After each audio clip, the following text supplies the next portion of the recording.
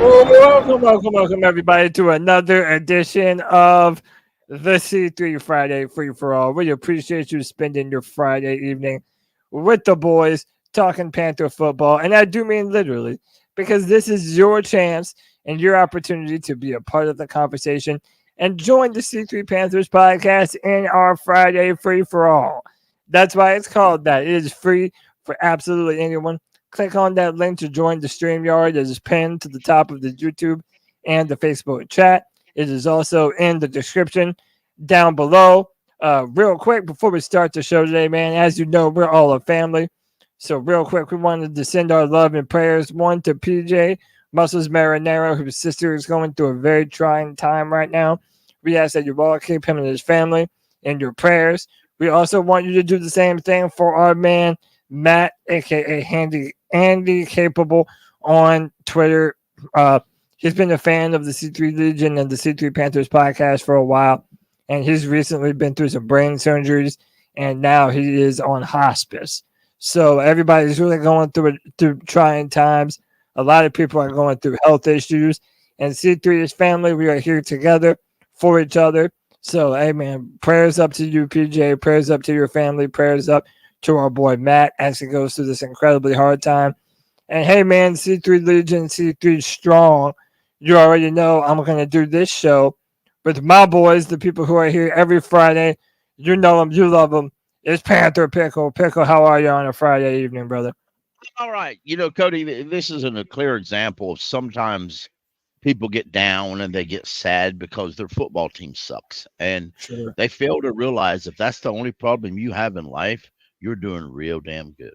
Okay. There's people out there fighting for their life, or they're holding on to a loved one's hand as they're slipping into death. And all you're worried about is your football team. Take a deep breath. Go outside, take your shirt off, and scream at the world. It's going to be all right. Now, if you're one lady, you might need to pay attention where you're at when you take that shirt off, or just tell cut the hell up, one of them other things. Yeah, but context. The life, don't narrow life down to just football. You know, a friend of mine, he's at work. He's a fan of another team that's like us, sucking. And he realized, because he said he wasn't going to watch it, and he was making the comments to his wife about he wasn't going to watch a game, and she was like, "Oh, you always say that." His daughter and son come in and said, "I hope you don't watch the game, Daddy." And they says, "Why?" And it's because you're so mean afterward.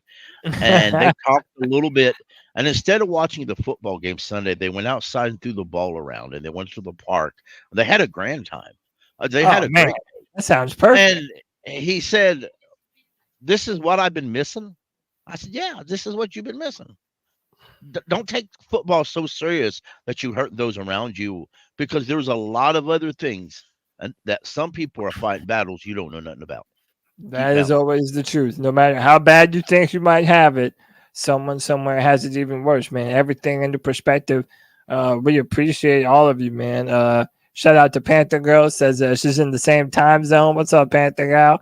I don't know if that means you're going to the game on Sunday, but you will see me there. Sadly enough, your boy will be in attendance to watch the Panthers versus Saints at Bank of America Stadium. I'm hoping that it's not too overrun by New Orleans Saints fans. But and also let's hope that I manage to not get a sunburn after finally attending a Panthers game. I seem to always get burnt to a crisp every time I go to Bank of America Stadium. Let's see if I can yeah, dude. Let's see if I can manage that in November. But hey, next up, you know, if it's a Friday free for all, we're gonna do it with the brand ambassador, Diesel Skills. My brother, how are you on a Friday evening, my man? Man, I'm doing fantastic. All these wonderful messages that's been sent out by C3 this week. It was a wonderful conversation that was had on Tuesday around the community of C3. And then once again, us reaching out to help our brethren here at C3. Now, none of us can help these poor Carolina Panthers. Unfortunately, if we would, we most certainly could. But I wanted to say thank you to each and every person that views this show and listens to C3. We are a community, and together we are strong. So with that said, these fans are hanging on to a thin thread of hope. That thread of hope Panther Pickle talked about a year and a half ago to close out a Friday free-for-all show. I've held on to that thought because it's uniquely interesting to me how we do cling to that thin thread of hope for this Carolina Panthers team. We know the odds are stacked against us and the chances of us winning are absolutely slim, but yet we still tune into the podcast for the community, and we watch the games on Sunday just hoping and hanging on to that thread that these Panthers might win. And this Sunday is an interesting scenario coming up. A quarterback that many have written off as a bust. You see him, he's my profile picture here tonight, Bryce Young. Many don't believe in him anymore, but maybe he still has an opportunity to prove that he belongs in the NFL somewhere. Along with him, Jonathan Brooks soon to come back if he's not back already. I didn't look at the injury report. Xavier Legette, Ja'Tavion Sanders, all pieces, and Jalen Coker, all pieces on this offense that can prove that they at least are functional, and there is bright future ahead for the Carolina Panthers offense. Even if the defense allows the Saints to win this game, we can still come out of this game with some type of win, knowing that the offense has come together under Dave Canales and our young players are performing well. Thanks for having me on, Cody. It's great to be here. Oh, man, happy to have you. And listen, Panther Pickle, you were dropping so many bars that Jerry felt inspired to drop a love bomb with the $4.99. It says facts, Pickle. Say that's what we do here, man. We speak our own individual truths about these Panthers, and we allow for the discussion to be had. That's what we take pride in around here. Let me welcome up my man, Jake the Snake FU, back on the free-for-all, brother. How you doing on this Friday evening? Hey, I'm doing all right, y'all. I'm ready to talk some shit, really, because it is the Friday free-for-all. But Yeah, I do let's want to do it. say real quick, though, prayers out to Muscle Sister and prayers out to Matt. I've already prayed for y'all, but I'm going to continue to pray for y'all until y'all don't need it no more. But besides that, y'all, this is the podcast for you to talk about stuff that's going on in your life. And it is bigger than football, y'all, where we talk. You know, we're there for you when you need to be there. And, you know, that means something, man. And I appreciate every single one of y'all every day. Absolutely. Keep pounding, Jake. You know we appreciate it, man. And like we said, we have our boy Muscles Marinara in our prayers. We have Matt in our prayers as they're going through difficult time, man. It seems like it's always somebody going through something new, man. So we got to continue to be here for one another. Next up, my friend 910 Kyle, Charlotte Sports One, back on the Friday free for all. Kyle, how you doing this Friday evening, my brother? Great, bro. And hey, Cody, I mean, like, what an awesome welcome. You know, what an awesome band of Carolina Panther fans we got up here. You know, just just starting the show off just with fireworks. So, I mean, all I can add to that is keep pounding. You know, C3 and C3 Legion. You know, let's have a great show. Yes, sir, man. Happy to have you in here. As always, hit that like, hit that subscribe, hit that notification bell for every single time the C3 Panthers podcast goes live. Next up, we got Nick from Tri-State. Nick, what's up, dude? What's up, Cody? What's going on, fellas? How y'all doing? Doing good, Doing good, good. man. How are you? Listen, we appreciate having Good. every single one of you. But listen, we Appreciate all know why you're here, why you're all congregating around the C3 Friday free for all. It's the top Panther football, baby, and there's been a rumored trade that we imagined would happen, and it finally did. Diontae Johnson, no longer a Carolina Panther. The Ravens sent a 2025 fifth-round pick to the Carolina Panthers for wide receiver Diontae Johnson and a 2025 sixth-round pick. The Panthers are also paying down some of the salary, so the Ravens will only owe him about $625K the rest of the year. That means the Panthers are paying nearly $3 million of Deontay Johnson's salary the rest of the year, plus sent a pick along to Baltimore.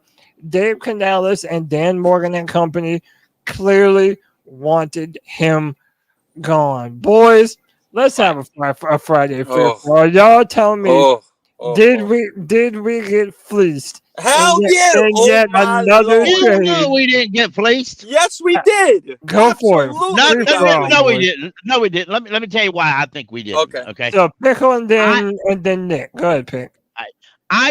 Here's what I believe that Deontay Johnson didn't want to be here.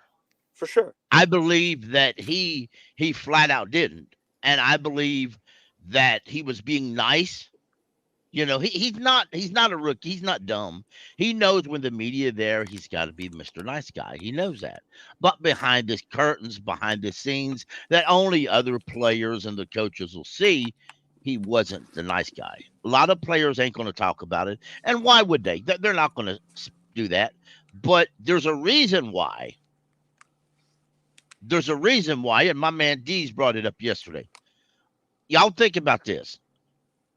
Johnson played, Bryce played the last time there was commotion. There was conflict on the sideline. There was issues abound concerning what I want to say, player turmoil.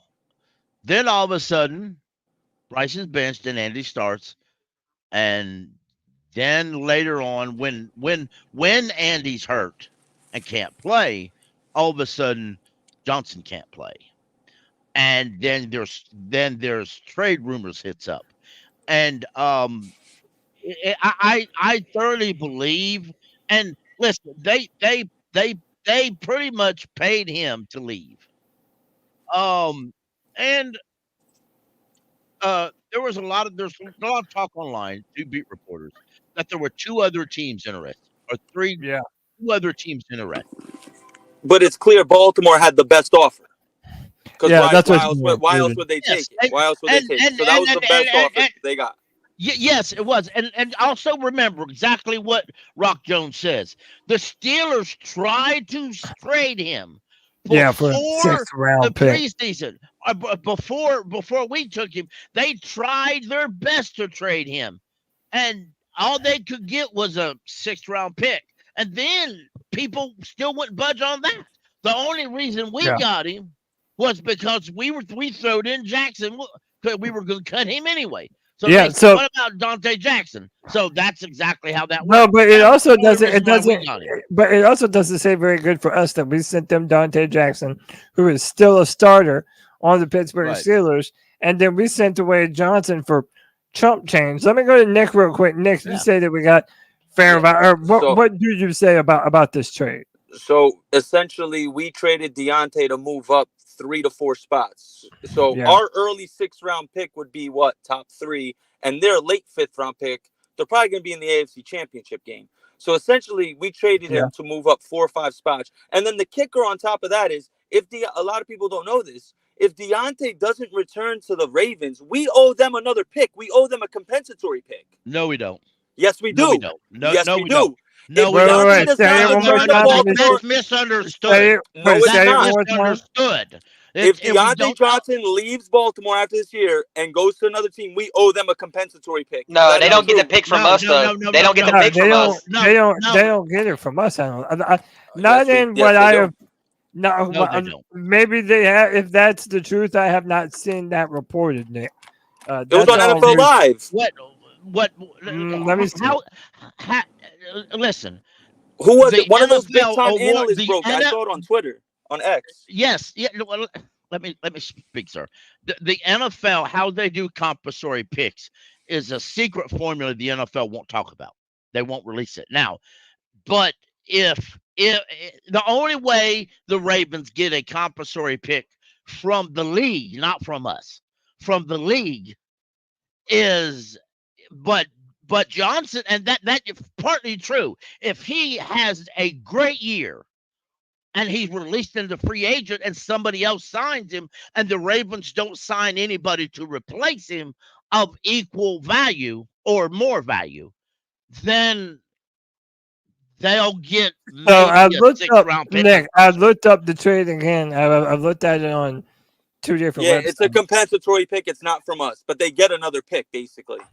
But it isn't from us, though. It's not. But still, basically, we moved. Let me jump in here real quick, though. You still have the entire media saying that the Panthers got absolutely fleeced on the trade, including Michael Lombardi, who went on the Pat McAfee show and ripped us. He always rips us. He's ripped us. But we're the laughing stock of the NFL. I mean, it's easy to rip us for 10 fucking years. He ripped us because we played Cam. But he ripped us when we benched Cam. He ripped us when we got rid of Cam. He ripped us when we hired Matt Rule. He ripped us while his son worked here. And then when we fired his son with Matt Rule, he ripped us. He ripped us when we hired Frank Wright. He ripped us when we drafted Bryce Young. He ripped us when we traded up for Bryce Young. He ripped us when we didn't draft Fields. Yeah, but to be fair, got you, Pickle. But hold on. To be fair, though, Pickle, we are. To be fair, what other team is more worthy of being ripped than us? All of the moves that we have made to this point have not been very good. Let me get some more people in here real quick. Let me go to Diesel Skills. Deez, how are you feeling about this trade, brother? Do you think that we got fleeced on this deal, or are you just happy that we were able to get something before getting nothing, since we probably weren't going to resign him? How are you feeling, Deez? I was pro re-signing Diontae Johnson. I think we should have done it. Like I've said on this show before, that was the closest we've come to replacing DJ Moore, who we traded away to get Bryce Young.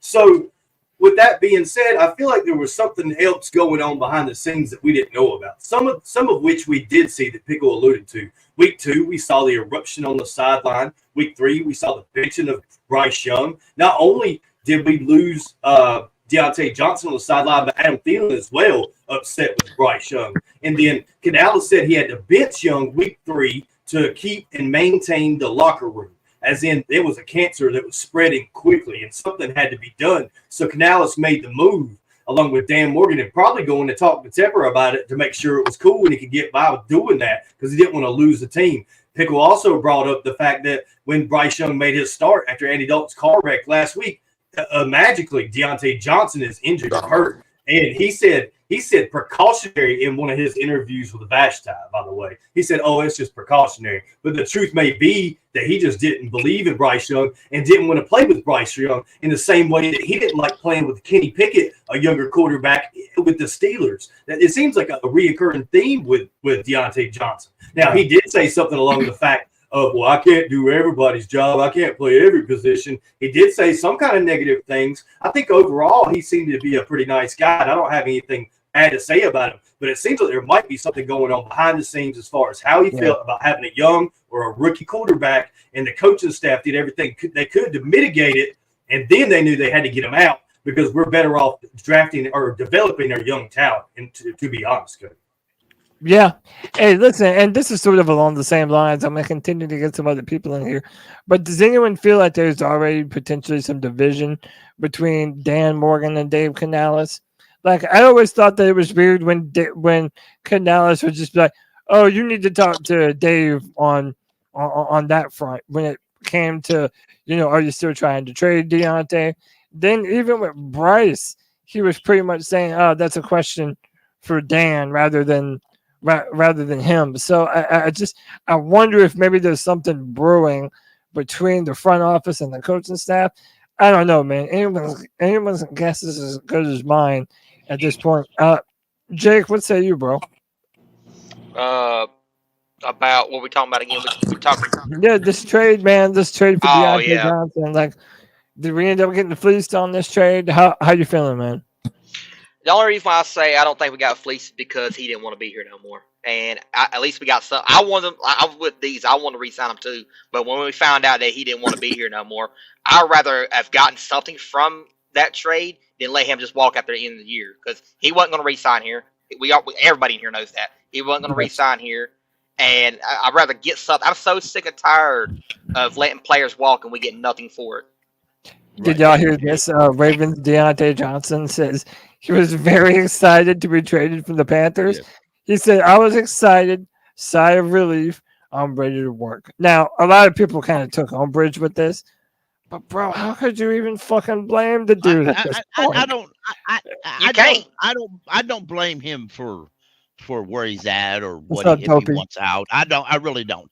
I understand. I listened to the Ravens podcast today. Not podcast. I chatted with some folks. I listened to a few things. I've purposely figured out once the compulsory picks and all that, and I wanted to find out some things. Right now, he's the third wide receiver on the depth chart. Now, if he doesn't know the entire playbook, he may or may not play this week. But he's the third wheel. He's not even a starter. So in order to get compensatory picks, he has to put up a bunch of stats to get those. That's how the compensatory pick formula works. That's how it's worked for years. That's why and there's some teams that are specialized in doing that. And I often say, well, there's a reason why the NFL doesn't want anybody to know about it. That way they can pick and choose their favorite teams to give it to. That's why the Panthers don't often get compensatory picks, and other teams do. The Ravens always get a bunch of compensatory picks. They always have. And they're and Roger Goodell and their owner are best buddies. So, I mean, listen, that is what it is. The amount is, in my mind, the amount that we were probably going to fetch. Like, I know that everybody's still quick to be like, well, why did you trade him when that's chump change? Like, I really think that's probably all they were going to get. Let me go to Kyle. Let's get Kyle in on this. And then let me introduce two more people into the show. Kyle, what say you, man? What do you feel about this trade? So after thinking about it and after hearing everybody, I'm glad for all the opinions and being able to form my own. I'm willing to bet that, because all of us can look at it straight, take the fan out and look at it on paper. On paper, it looks like it's shit. But I'm willing to bet that everybody that was involved with it had more information than we do. So if that's what happened, I'm willing to bet that even as polarizing as the numbers are, there was a very definitive reason that they know that we don't. So I'm going to take my fan out of it and agree with whatever they did. All right, man. Hey, let me welcome Alex, A14 Panthers, back on the free-for-all, holding it down for the West Coast. Alex, what's up, brother? Do I have you? Hey, what's going on, guys? Happy Friday. What's up, Alex? Happy Friday, man. Morning, how are you? Hope you're doing well. And number two, what do you think of this trade for Deontay Johnson, brother? Yeah, like you guys all have talked about and alluded to, and I'm sure you guys have all started at a job before and is super excited.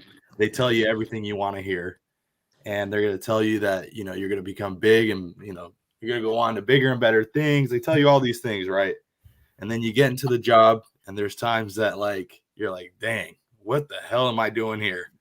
I think that's kind of where Diontae Johnson was at. I think they told him lots of things, like, you're going to be the number one. You're going to be the guy. You're going to be a star here. And he got there, and he's just like, this is a freaking mess. And he's just like, I think he was pretty professional about it for the most part. I know there's a couple of interviews where he was kind of seemed like he was just, checked out. But I think behind closed doors, he was like, I got to get out of here. You guys got to get me out. And I think they made it happen. I obviously it's not what we wanted for him. But Pickle always says, it's funny because Pickle always brings up you want a third, you want a second. Well, that's not going to happen.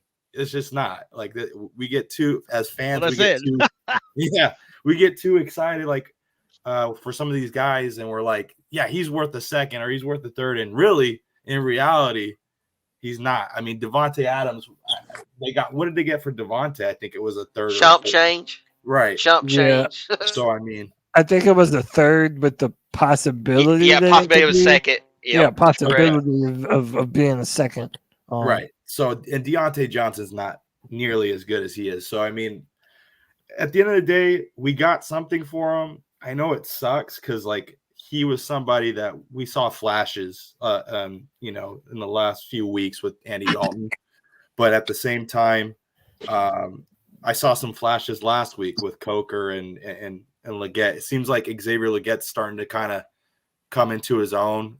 I'm starting to see him in the end zone a lot more. So, we just got to wait and see. I know even Dan Morgan alluded to it as well. He said, don't get your hopes up to because people were saying, is this a playoff team? And he's like, we got to, if you're right, Dan Morgan, he just said, you need to temper your expectations.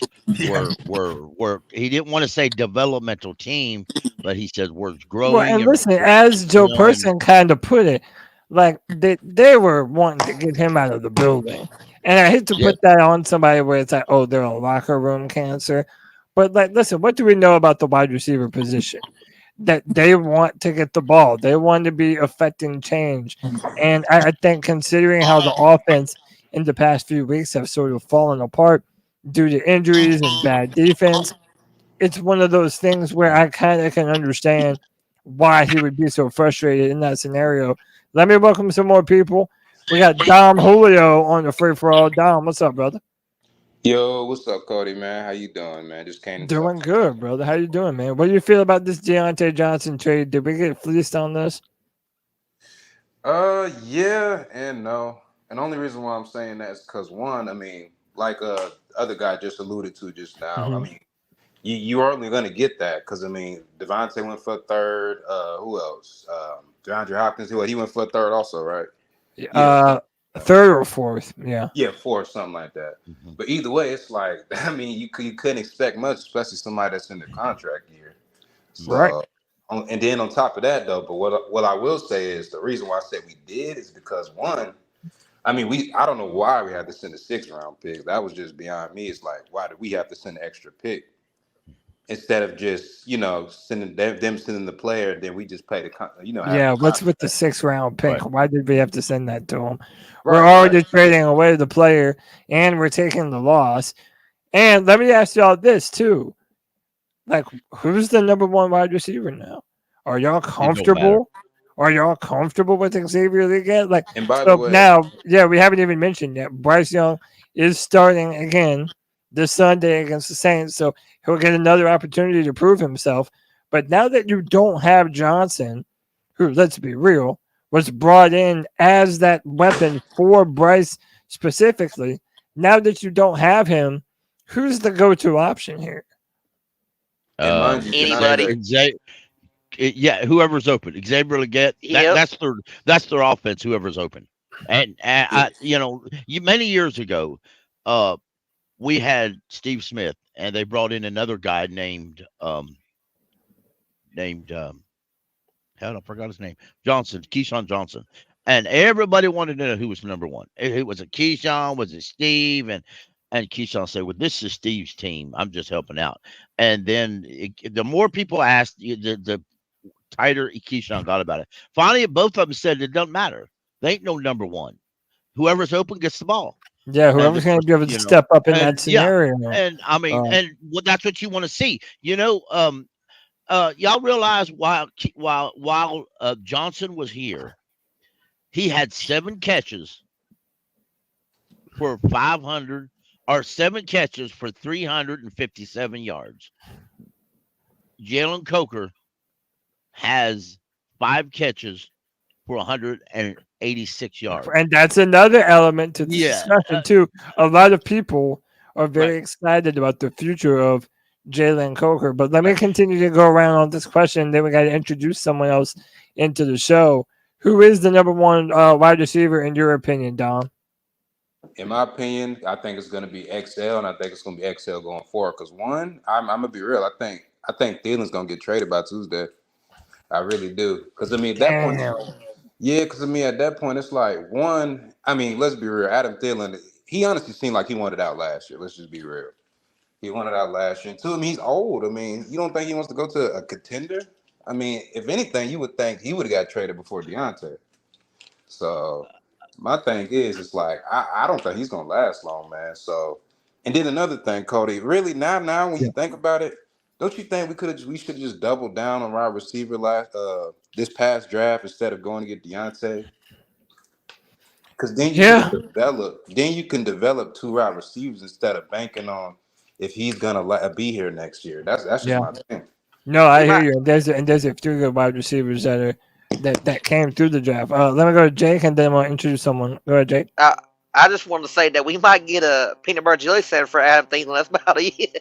No. I mean, realistically, we ain't gonna get next to nothing. You're not. No, in my opinion, for Theoden, if you trade Adam, you're going to get a bigger unless you're going to get a bigger cap relief than you are a draft pick. You're going to But get man, maybe. that I that would that just imagine a conditional seventh. the reason Honestly, that terrifies me, and part of how I agree with Dom, is that man, now you just need more wide receiver draft picks. Like instead of being able to fill out the defense, you're probably gonna need to take a wide receiver at some point next year. Either that or try and address it in free agency. Let me welcome in some more people. We got my man, one of the most hopeful members of the C3 Legion. We got my man D Money in the building. D Money, What what's up, up D? with you, my brother?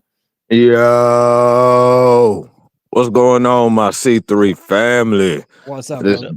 this beautiful Friday evening. Ecstatic to get to hang out with the homies, chill out, talk a little bit of this Panther football and Yes, sir. everything that happened this week. I hope everybody's had a beautiful and blessed week and got something accomplished they wanted to get accomplished. Let's get it. Let's go. D Money, what do you feel about this trade and how do you feel about the number one wide receiver position for the Panthers going forward? Does this offense have any hope without Deontay Johnson in it? And what did you Yeah. make of that trade itself? Did you feel like the Panthers got fleeced, as people like to say? All right. If we would have went with my initial reaction with the Deontay Johnson trade when it initially happened, I was kind of confused per se, like exactly what was going on, even though I know stuff happens this time of season, especially when you're out of playoff contention. But what really stuck out to me, and I brought this up on the C3 Spaces, quick plug, you can catch the C3 Spaces on Mondays, Tuesday before the flagship, and you can catch it on Thursday on X. But Sure. I was on there talking with Pickle and D's and them. And one of the things when I was sitting and thinking and we were discussing was, if you remember back in the off season, and he would post his route guide videos and post whatever inspirational statement he had to motivate himself. If you ever noticed, the comments were blocked. He never ingratiated himself with the fan base. Like at the time, I thought he was just trying to be focused and locked in or something of that nature. But if you ever noticed at the time, he never, ever unblocked it. Fans would want to send him little, hey, welcome here and all that. And they might get a like, they might not. I just noticed that at that time. Then if you noticed, a lot of his body language when they would like interview him and so forth, it was very nonchalant, like, yeah, I'm here, dude, whatever, and so forth, right? And I didn't think nothing of it because of the fact that I was excited that we had a guy that could get separation, had the footwork he had. I thought it would be like a great thing. But I also saw today that they were saying that one of the first things he said in Baltimore was how much relief he had that he was out of this organization. So for me, he didn't want to be here in the first place. He reflected it. Maybe it was because he didn't believe in Bryce. Maybe. I don't know. That's his story to tell at some point later. But my whole biggest thing that I've ever had when it came to my Carolina Panthers is I will rock with you as long as you want to be here. So if it was a scenario that he did not want to be here, or it was a scenario that he was starting to bring disruption to the locker room, an already fragile organization, and, what some people want to call a laughing stock, and, rightfully so if they want to look at it that way. I just kind of feel at the end of the day that if we're trying to build this offense and get this offense flowing, and if Bryce is going to be the quarterback and we want to get rhythm and get his confidence up, we need to get everything that's sour out of there. What they talk about that one spoiled apple can do. Yeah. So for me personally, Point. would I had loved to seen him pan out with the Carolina Panthers and it worked out? Absolutely yes. Am I disappointed that it didn't? Out of all the things that we really got going on right now, I can't even really focus on the dude that really wanted out the door. So it's like how I do anything else when the person leaves the Panthers.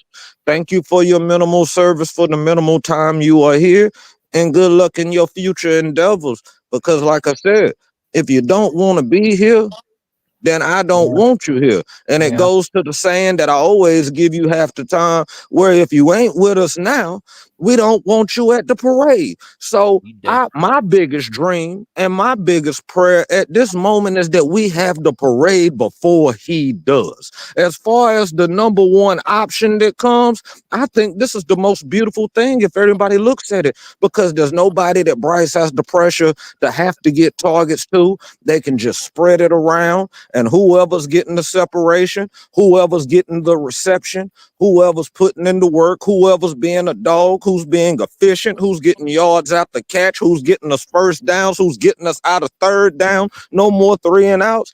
The pressure of just trying to have that target is gone. And now, what was it that they said they wanted Bryce to be when he first got here? Steph Curry or whatever? Well, let's just adjust the Steph Curry, because it ain't been splashing for him. But how about we get to just a good point guard who distributes? How about we just go that far? And I'm the young Coker kid. Yes, I am happy for him. I also understand that we're still going to have some growing pains. And so, yes, let's be excited about him. But let's say he have a bad game next week. I don't want to hear folk trying to crucify him after you almost made him the second coming of Jesus. All right. You're not wrong. You see what I'm saying? And you know how they get in this fan base. We'll love you this week, and then we're ready to stomp your head in the next week. So let's take our time. Let's understand he was an undrafted free agent who's putting in the work. I love everything about this kid's aura, his backstory, and everything else. But let's remember, we got a young team. We still got injuries. We got a whole lot of things going on. And really, the last focus right now, when we really should be running the ball, is trying to name a number one wide receiver, to be quite honest with you. If everybody can just go out there and run their routes, do their best to get separation, try to give a target to throw to, the cleanest target they possibly can, I think we'll be okay. All right. And listen, man, I love the optimism. And I've seen a lot of fans say that they think we might have an opportunity against these New Orleans Saints. I don't know. Does anyone know yet? I have not seen it, at least. Do we know who's going to be starting? Either Derek Carr or Spencer Rattler? Okay, Derek Carr. Yeah, we losing. He has a chance to really get some revenge for that game that happened earlier, man. So we'll see how it goes. Let me go to my man Chuck back on the free for all. Chuck, how are you, brother? Hey, how are y'all, man? Happy Friday. Happy Friday, first of the month. Yes, sir. It's the first of the month. Let's go. Yes. How do you feel about this trade, Chuck, for Diontae Johnson? What is it all going to look like without us or without him? And do you feel that the trade was fair, or did we get fleeced? I wouldn't say anything about a fleece because it's 1 year. He can say, after that, see you later. I think people are just jaded from other trades that we made. But this guy was a situation to make Bryce better. And in this situation, Bryce wasn't better in the earlier part when he was starting. And it was a failed experiment. So you have to cut your losses in the sense where, yes, I think Dave Canales and Dan Morgan was like, okay, cool. We're going to have to look at wide receivers in this year's draft again. And maybe that thing when we was thinking about double dipping a receiver, that should have been into play too. We should have double dipped in the wide receiver draft. So now there's a situation where, what are we going to be? That's why I wanted to see Jonathan Brooks. I'm kind of disappointed I'm not seeing him today, maybe next week. But we need to see what we have. And because that Chuba thing is a situation where, we're going to have to see and evaluate how he is. At this point, you're going to have to keep Chuba and Jonathan Brooks. You're going to have to, in a sense, where to build the idea. You're going to have to, because in your 8 games is not enough to know Jonathan Brooks is better than Chuba Hubbard. Right. And I get it. This ain't the time to do the Detroit Lions thing when they switched out running backs and DeAndre Swift and Jamal Williams and got 2 better running backs. That's not the time to do that. And I do feel like in the situation we have to build the strength of the team, and the strength of the team is honestly have Chuba Hubbard, have Jonathan Brooks in that offensive line, and go from there and draft a wide receiver in one of those rounds and build up the defensive line. I think it's defensive line and wide receiver in this draft. Yeah, and that's such a He's good flying a question too quarterback. about what to do with Chuba. I'm a fan of Chuba, and listen, as someone who doesn't love to pay running backs, dude, I'm not gonna mind having him here. I think he's a damn good player, and I think he's done nothing but get better since he's been here. Hey, man, let me welcome someone into the free for all. Longtime fan, longtime member of the Legion. Pickle, you know him and love him too. We got the boy JJ back in the building. JJ, what up, dude? What's up? Yes, sir. My connection finally worked. Yes, Thank sir. God, Loud and- JJ. we hear you loud and clear. What's up, dude? All right. I'm gonna be honest. I'm gonna talk about what you just said. I gotta Do it. disagree. I don't want to bring Chuba Hubbard back, man. I'm gonna keep it brief because last night I was telling Christian this. There's just too many holes on the team for. It kind of depends how Brooks plays in his rookie year, because if Brooks plays as good or better than Chuba, then in my opinion, there's no need to bring Chuba back. You could draft another rookie and get you a young, cheaper duo. It's like the smash mouth duo you want with Chuba and Brooks. But it's gonna be cheaper than like $8 million for Chuba, especially when we got so many holes on this team. $8 million could be the difference from getting a better player versus a cheaper alternative for another position. Yeah. I hear you, JJ. Yeah. And we got Miles Sanders too. There's too many guys. We got too many running backs. Well, Miles Sanders saves you. Miles Sanders saves you a considerable amount of cap if you cut him this offseason. I expect if they don't trade him to cut him this offseason. But Right. here's what I want to throw this out there. This week, the Panthers made an emphatic statement through their sources that J.C. Horn and Chuba Hubbard are not for trade. They're not entertaining offers. They're not having the conversation to trade either one of them. Now, that tells me, and it's just my opinion, that Dan and Brandon Tillis, have had conversations with the agents of said players, and likely very positive and good conversations. I believe that because Miles Sanders, technically you can trade him next year or win the offseason. You can. You can't trade Chuba Hubbard because he's an unrestricted free agent. You could trade Bryce in the offseason. And according to multiple NFL people, you could actually get a better haul for some of these players after this season. Some of them you can't trade because they're going to be unrestricted free agents. And Adam Thielen, for example, if you trade him right now, you're going to clear $8 million in cap. At first, I didn't want to trade him, but when I read that, I was like, "Now, all right, now wait a minute, whoa." Yeah, I mean, at this point, like that's a lot of money, y'all. if you're gonna trade Johnson, you drafted Mingo for a reason. Fucking get his bum ass involved, and you have Jalen Coker, who a lot of people are really liking and is starting to trend upward. I like that too. Hey, real quick, Kelly Dwight Fields with the $2 is going to the game Sunday. Keep pounding. Kelly, if you see me, say what's up, bro. Yeah, man, it's hard to miss the dude in the big orange and purple wheelchair. Shout out to your boy if you see me. And I wanted to highlight this comment too by Brandon Heglin. Says, considering the Titans got a fifth straight up for Hopkins and he has 150 less yards and 2 fewer touchdowns, I would say yes, we got fleeced by only moving up 3 spots. Again, man, not everyone's really happy with this. I don't know, man. How about this? Let's transition to this and y'all jump on it as you see fit. I want to hear from everyone. What chance do the Carolina Panthers actually have of victory this Sunday? Do you think that we can get a W against the Saints at home? And if so, how does it happen? I'll go It's first. free for all, baby. Go ahead. Yeah, I'll go first. I say no. But I mean, honestly, if Spencer Rattler did play, I would have said yes, we won. But with Derek Carr coming back, I expect the offense to kind of pick up Kind of not the same as they did the first 2 weeks, but with a better quarterback, I think they'll move the ball way more efficiently, especially with our defense.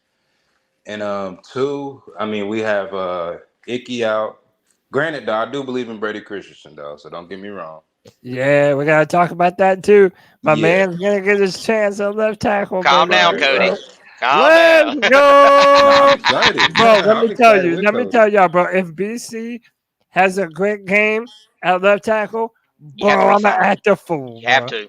I'm a You have to fucking resign They him. gotta pay active him. They fool. gotta pay him. I've been pounding that drum for years that he should have been the left tackle the year that we drafted him. But anyway, I digress. Go ahead, Dom.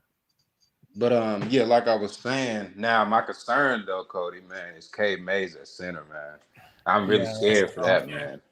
Because I'm telling you, if they start sending pressure on up the middle, I'm afraid we might not hold up in the middle. And you know, Bryce needs that interior to to hold up. Granted, we do got two guards that I believe in.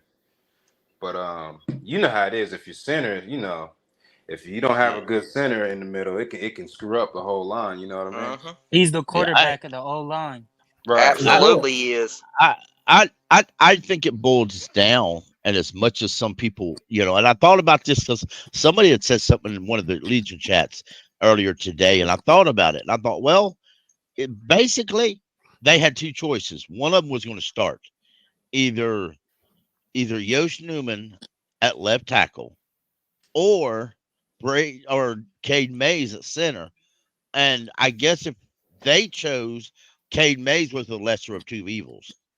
So I'm a Tennessee fan, y'all know that, but I don't often hype up my Tennessee players for a reason of that. They don't deserve it. I ain't putting that out there. So nonetheless, I would imagine that Cade is a little bit better than Newman, but I wouldn't be surprised if anything they do. And the one thing I think they may want to see, y'all know we're going to have some cap issues. And I thought about this, so I looked it up. If we decide to move on from Taylor Moton next year is Taylor Moton's last year under contract. And if we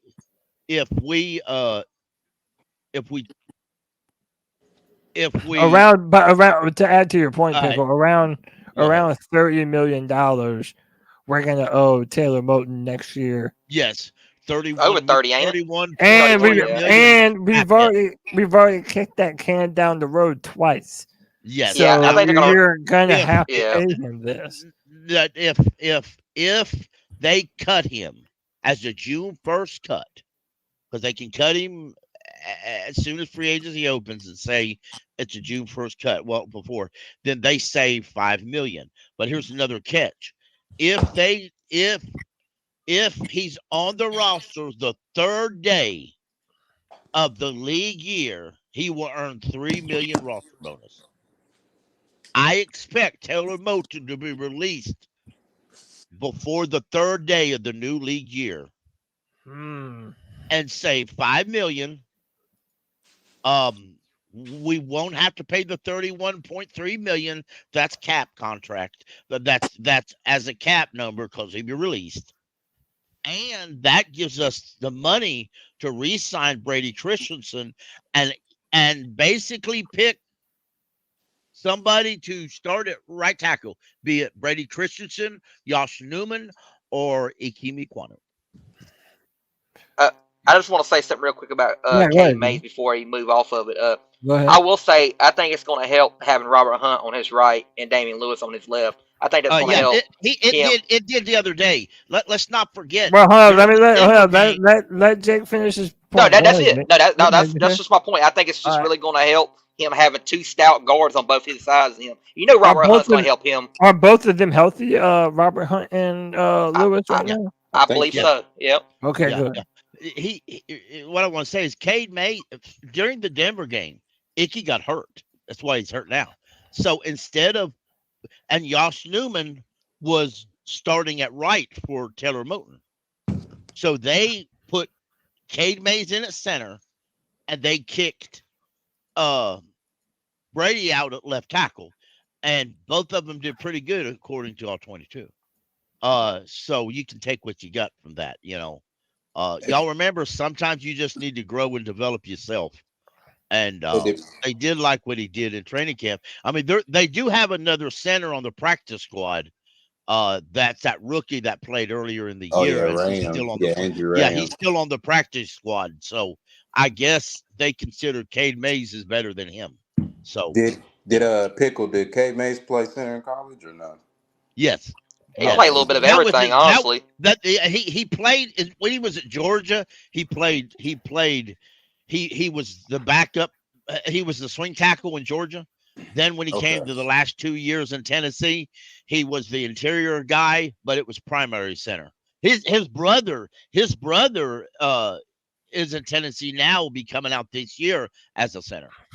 Okay. Yeah, y'all remember when him and Icky was talking? They was on the same plane and shit for the Senior Bowl. Y'all remember that? They was literally sitting side by side to each other on the plane going to Senior Bowl. I thought that was pretty cool. I vaguely remember this. Yes. Yeah, I mean, listen, I'm excited about the potential of this O-line, even still, and I think Cade Mays has been in this offense for a long time, even though he hasn't necessarily been a starter.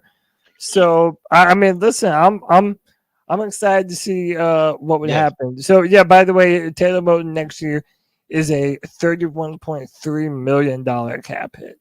So it's really steep. That's a no-go. Yeah, I mean, yeah, but also you're then moving on from your most tenured offensive lineman. I don't think they're cutting him. I really don't. Well, I mean, but that's the point, though. They can't actually re-sign him.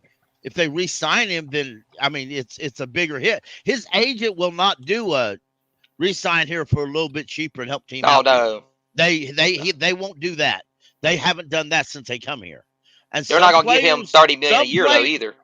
No, they're not. Some players tell their agent what they want, and some agent tells a player, go sit in the corner and shut your mouth. I'll do your finances. And it depends on how tough that player is to that agent. Hey man, real quick. Well, I was going to add something into the show real quick. Let me add my boy C3 Anthony back onto the free for all. Ant, what's up, bro? What's up, bro? How you doing, bro? Doing good, man. Chilling. Tell me what you think about this trade, dude. Man, according to G Baby, I'm the reason this happened. Yeah, but, how dare you? By the way, that's hey, when's that fight, Ant? Dude, I know, right? Like, I'm gonna travel, get a plane ticket to Utah. We're gonna throw down, and we're gonna film it on have a Friday free for all, and you guys can watch it. Just throw it down. Hell yeah, yo, that'll be the dopest slap boxing match you've ever seen. Great boy. content. Oh, nobody wants to go to Utah. make sure both of you wear your Bryce jerseys when you do this. Oh my God, yeah, I heard y'all was talking shit about Stroud last night. Nah, you gotta put that Stroud jersey on, Ant. I'm not gonna go down. I don't know if Dig is the messenger in that convo, but listen, that I'm on record. I wanted to trade for him. I didn't want him to leave after we traded for him. I just predicted we would trade him. Those are two different things. Like, I didn't want him gone. The trade, I honestly thought we could get a little more, but I don't think Baltimore is gonna like I think he told us he didn't want to play for us anymore, and I don't think Baltimore is gonna re-sign him after the season. Really, I think this is just kind of the most we could get. Like they said, there was like two other. We were in a lose-lose. What? We were in a lose-lose situation. Yeah, pretty much. I mean, but again, I was listening to the show earlier. What Cody said, how can you blame the dude? Like, your quarterback situation is horrible. Yeah. You're losing every single game by multiple, but what, 2 to 3 touchdowns now? So it's like, yeah, man, there was nothing we could really do. I would not fight you, Muscles, on any day. My bad, Ant. Yeah, don't fight Muscles down there. That's a bad. I was having a conversation on Spaces the other day, and I said, or I told him what I look at when I look at games now. I don't really look for the wins. The wins that right now doesn't matter to me. If you win, that's great, but I don't look for it. What I like to look at is the play of the young folks. I want to see how Coker develops. I want to see how XL when XL takes on the number one receiver or the number one corner. I want to see how he plays at it. This game, I'll be able to see how Cade Mays and Brady Christian should do with their different positions. And there's other stuff like on the defense I want to see. I really want that young undrafted free agent safety to get another start. I really want to see more of him. I think he could be a starter long term for us if we handle the situation right. There's a lot of things I look at, and that's what we're doing this year. We're developing this year. We're developing. It's more talent about this the year. We're developing process for than the future. results. Yeah. Yes. We're gonna have And to. that's what I look accept at. moral victories. Let's let Ant. I didn't mean to interrupt Ant when he was still going. Go ahead, Ant. Finish your shit out. No, I really had nothing else to say. I'm kind of dumbfounded.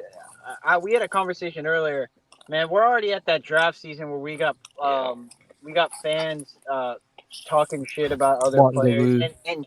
and on this point, I'm on the other side of this. I will be defending Travis Hunter all off. Yes. Travis Hunter season.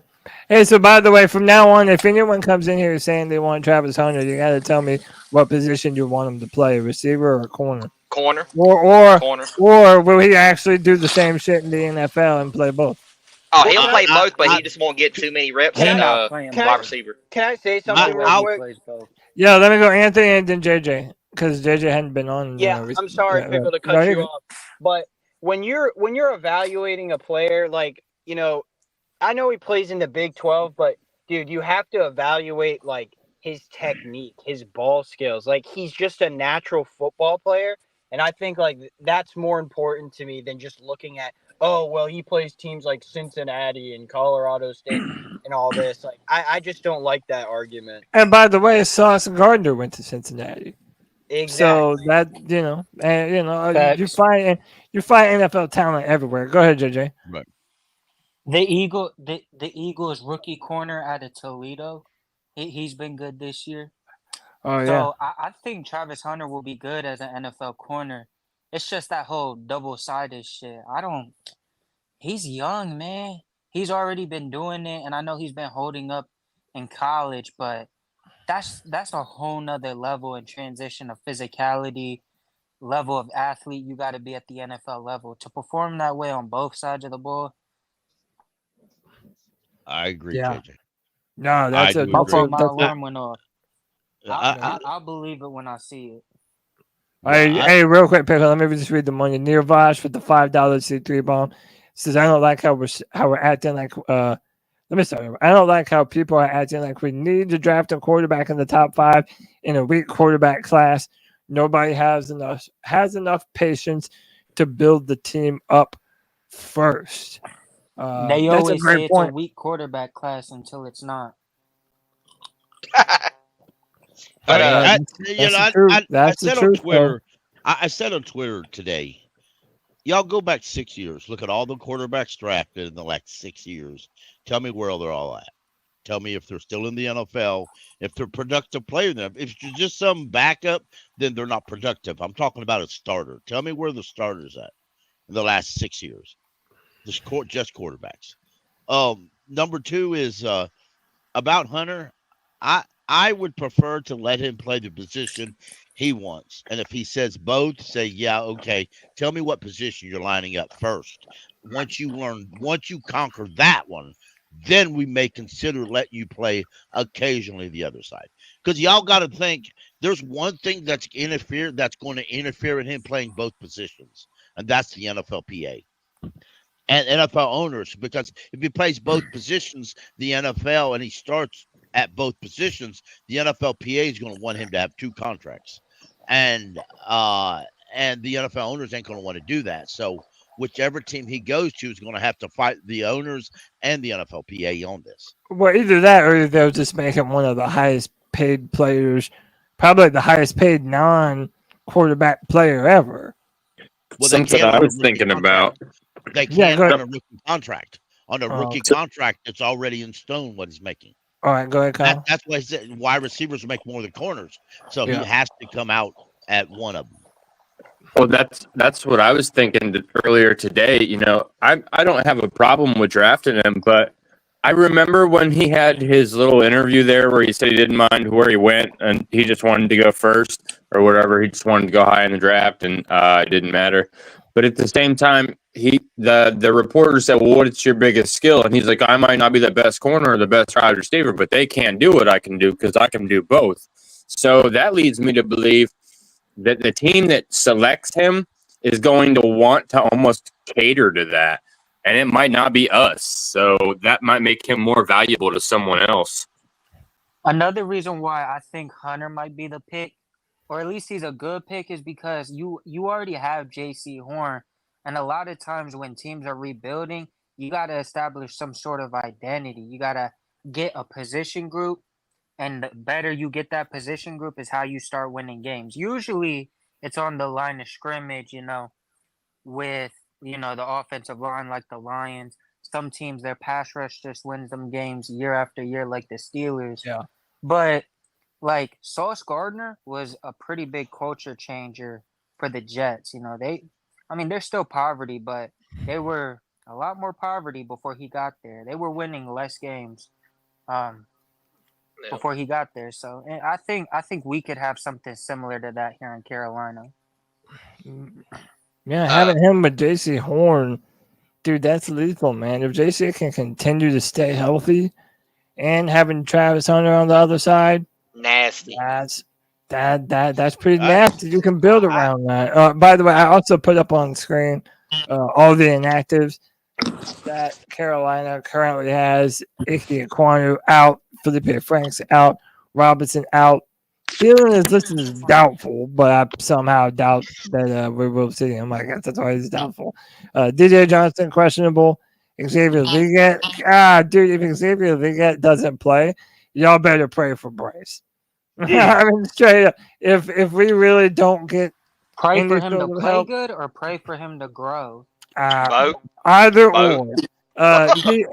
Diesel, did you want to jump in on this, Deez? Yeah, I was looking at that too, but I was in on the more of the Travis Hunter conversation because go ahead. For me, that's been my draft crush so far. And the guy, it sounds like we've got a lot of confusion on how we would use him at wide receiver in the NFL. But to me, he's in your gadget package. We saw the same thing in the past with like the Deion Sanders. He was in some gadget plays for some teams that he was on the offensive side of the football. And I think it would be a lot the same way for Travis Hunter. He's not going to be your number 2 wide receiver, your number 3 wide receiver, but he's going to be a guy that can come in on some different plays and packages once he gets his wind back on the sideline if you're playing corner. And to that point that y'all were talking about having a lockdown secondary, yeah, that would be huge, especially if we were to make the transition back to a 4-3 and man up and press coverage on the outside. I know Anthony has complained a lot about J.C. Horn's play this season and what he's seeing. He's like, why is he not manned up on Sutton? That's the best player. Why wouldn't he man him up? It's because we play zone. Thomas Davis was on Panthers Huddle this afternoon, put out by the Panthers, and he pointed out the red zone deficiencies of this secondary not manning up on the players. And he even took it as far to go back to his playing days with Luke Kuechly. And he's saying, look, we've got these guys covered, and now our safeties are free to make a play on the ball. And that's a big thing in this Evero scheme. It's almost like our players, even though they're in it, and even though they've played in it before, they still don't quite grasp the zone coverage, and we're letting guys run free. You can watch it every Sunday. We don't have much of a pass rush. We knew that was going to be the case this year. And the quarterback gets extra time and just finds the hole in the coverage because the guys aren't really dialed into what they're supposed to be doing in the zone coverage. And it's like Thomas Davis pointed out, they have to man up on the guy and keep track of him through the entire zone, not just stand so stationary. And we keep making those mistakes. So I think a guy like Travis Hunter injected into this defense could give it some new life. We talk about generational talent all the time, but, Sauce Gardner doesn't play both ways. Patrick Surtain, he doesn't play on both sides of the ball. This is an opportunity for Carolina to really bring in a guy that's a game changer, a culture changer, and a guy that can really help on both sides of the football. To me, right now, I'm leaning Travis Hunter. My opinion may change as we get closer to the draft, But I'm with y'all in a lot of ways. I think he could really change this Carolina team going forward. Yeah, I do too. Yeah, that was well said. I was just gonna say, yep. But also, I mean, I was just gonna say real quick, Marshawn Lattimore and Kool-Aid are both out for the Saints. Just FYI. They got so many injuries. It's unbelievable. I still think on the ball though heavy. Another thing with what you were saying, D's, when your secondary is able to play aggressive and like man up, press up, and all that, a lot of times you're able to force turnovers because you playing physical. Like you getting them players off their game, and a lot of times that leads to turnovers. In my opinion, that leads to mistakes. So, I think that's something plus to look at. And you said it, he was a difference maker, man. G Baby always say we need an alien, and so far Travis Hunter is the closest thing to that. Yeah, and like for sure, people were arguing like, oh, well, he's not the player this team needs. Like, are we gonna be picky about like facts? Like this team needs a lot of players. Like, let's just take the bet. If whoever Dan Morgan thinks is the best available player, just pick him. Don't think twice about it. I don't care if he's a cornerback, wide receiver, D lineman, quarterback, whatever it is. You just got to take the best available player in your eyes. In terms of like fit or need, the two like most important positions we need right now is like a D tackle or a quarterback. But in terms of like best player available, it's who you think got the highest ceiling or is the best player for their position. And a lot of people think that's Travis Hunter. I think he could be too. I mean, we need safety. We need pass rush. Oh, we need everything. We need a linebacker. Really do. And listen, we need like, a step here's the simple fact of the matter. Like, oh, man. I love it when JJ gets on here. He needs some high heel cleats, JJ. That's what he needs, bro. He needs another 3 inches on the platforms. I mean, but listen, like, knowing that we need potentially another wide receiver, we need another 3 members of the front 7, we need some safeties. We really need everything. You're not wrong, man. We have to rebuild our entire defense. And that's something that we're going to talk about here soon, too. Go ahead, Pitt. If I may throw this out there, and some of y'all may laugh at me, but in 2002, all the fan bases were screaming that we needed a quarterback and we should take the best available quarterback, not a defensive end, because we didn't really need. We had Mike Rucker. He had been drafted a year before. We could deal with defensive end.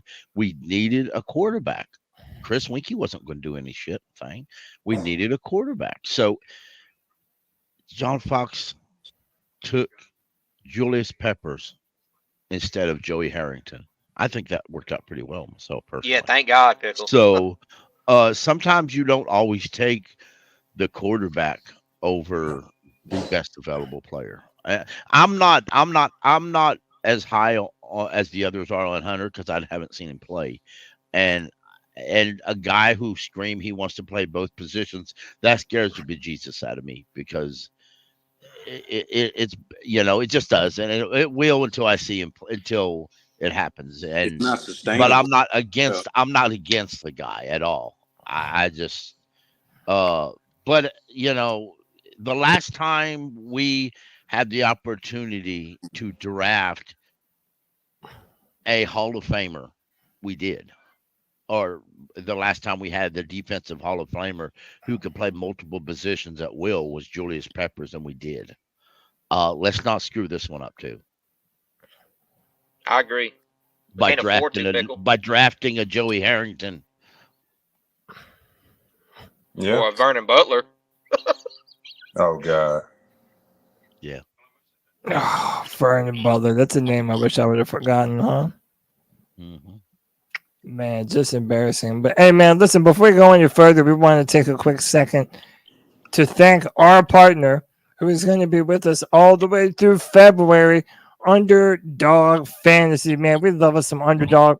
Underdog is the best place to cash in on all your takes this football season.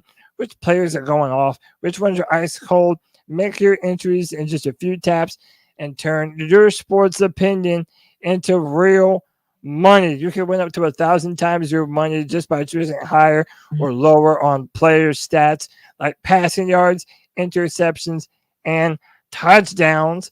Listen, man, one of the things that I know for a fact that I've been able to do, go on to Underdog Fantasy, and whatever they have for Panthers players, especially if it's at the quarterback position, accept lower. Hit that lower. And then if you find another quarterback that's facing off against the Carolina Panthers, you should probably pick higher, dude, because they have been crushing our defense. Underdog is the best place to play champions.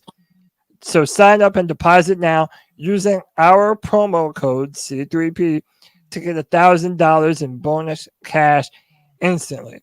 This season, Underdog is going to be running a special promo or bonus almost every single day, like Profit Boost. Pump up your winnings, and just a tap when you apply to boost to eligible entries. You'll get adjusted projections on certain players and stats to give you a better shot at the W. And with free picks, they're basically a sure thing. A player just has to get higher than 0.5 for whatever it is, if it's rushing or passing for that selection to win. Plus, all new users get a free pick. Higher or lower, you make the call on Underdog. Once again, that's code CP3 to get up to $1,000 in bonus cash. Must be 18 years of older, 19 plus in Alabama and Nebraska and Colorado for certain games, 21 plus in Massachusetts and Arizona, and present in the state where Underdog Fantasy operates. Terms apply. Void in Colorado. Concerned with your play? Call 1-800-GAMBLER or visit ncpgambling.org. Arizona, 1-800-NEXT-STEP. That's 1-800-639-8783. Or text NEXT STEP to 53342. In New York, call the 24/7 Hope-line at 1-877-8-HOPE-New York or text HOPE-NY to 467-369. We appreciate Underdog Fantasy for being with us all throughout the postseason and the regular season. It helps our podcast to continue to grow. We appreciate Underdog Fantasy. Code CP3. Go ahead, take That's Taysom Hill over for anything. Go Oh, ahead. man. Oh yeah. Yep. And if you follow something Cody says and you fail miserably, it is not C3's fault. That's Nope. right. It never is my fault. And I've never been That wrong. was an elite How dare combo, you? Cody. Huh? That What'd was you an say, elite JJ? combo. Oh, appreciate you, brother. It was Appreciate almost as elite as the JC Hunter combo we fascinating over. you. The Yeah, under on man. Bryson, over on the opponent quarterback. Man, Yeah, I don't man. know which better. Bro, that's pretty lethal right there, man. Get you some of that money, man. Code C3P. So how are we feeling about Jalen Coker? I know we talked about him a little bit, but do y'all really feel like this guy could be the answer that we're looking for at wide receiver? I mean, he's already started to really look impressive. How are y'all feeling about this young cat, man? Jalen like Coker is third I on like this him. team in receiving yards already. In just a few games he's played. He didn't even start on the active roster this season.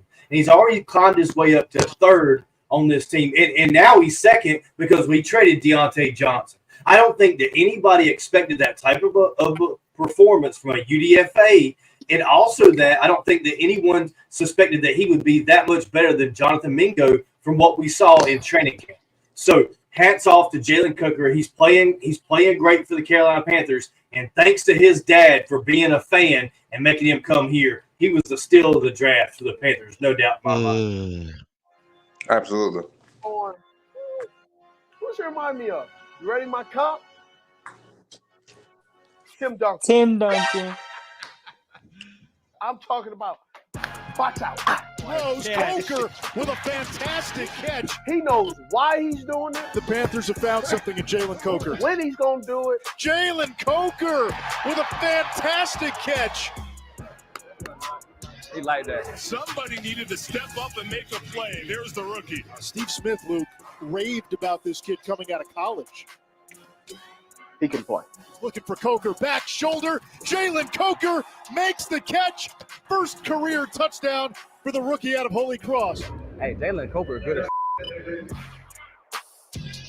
That's who we need back on the field, Adam Thielen. So is that going to be Bryce Young's new number 1 wide receiver? And is that going to help the Panthers?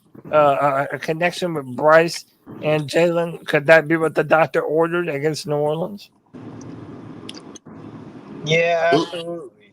Actually, will- no. I'm gonna say no. And the I reason, don't.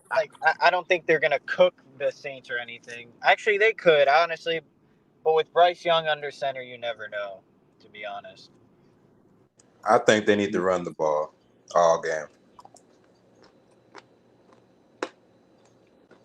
He Yeah, can't I hurt. It can't hurt to try it.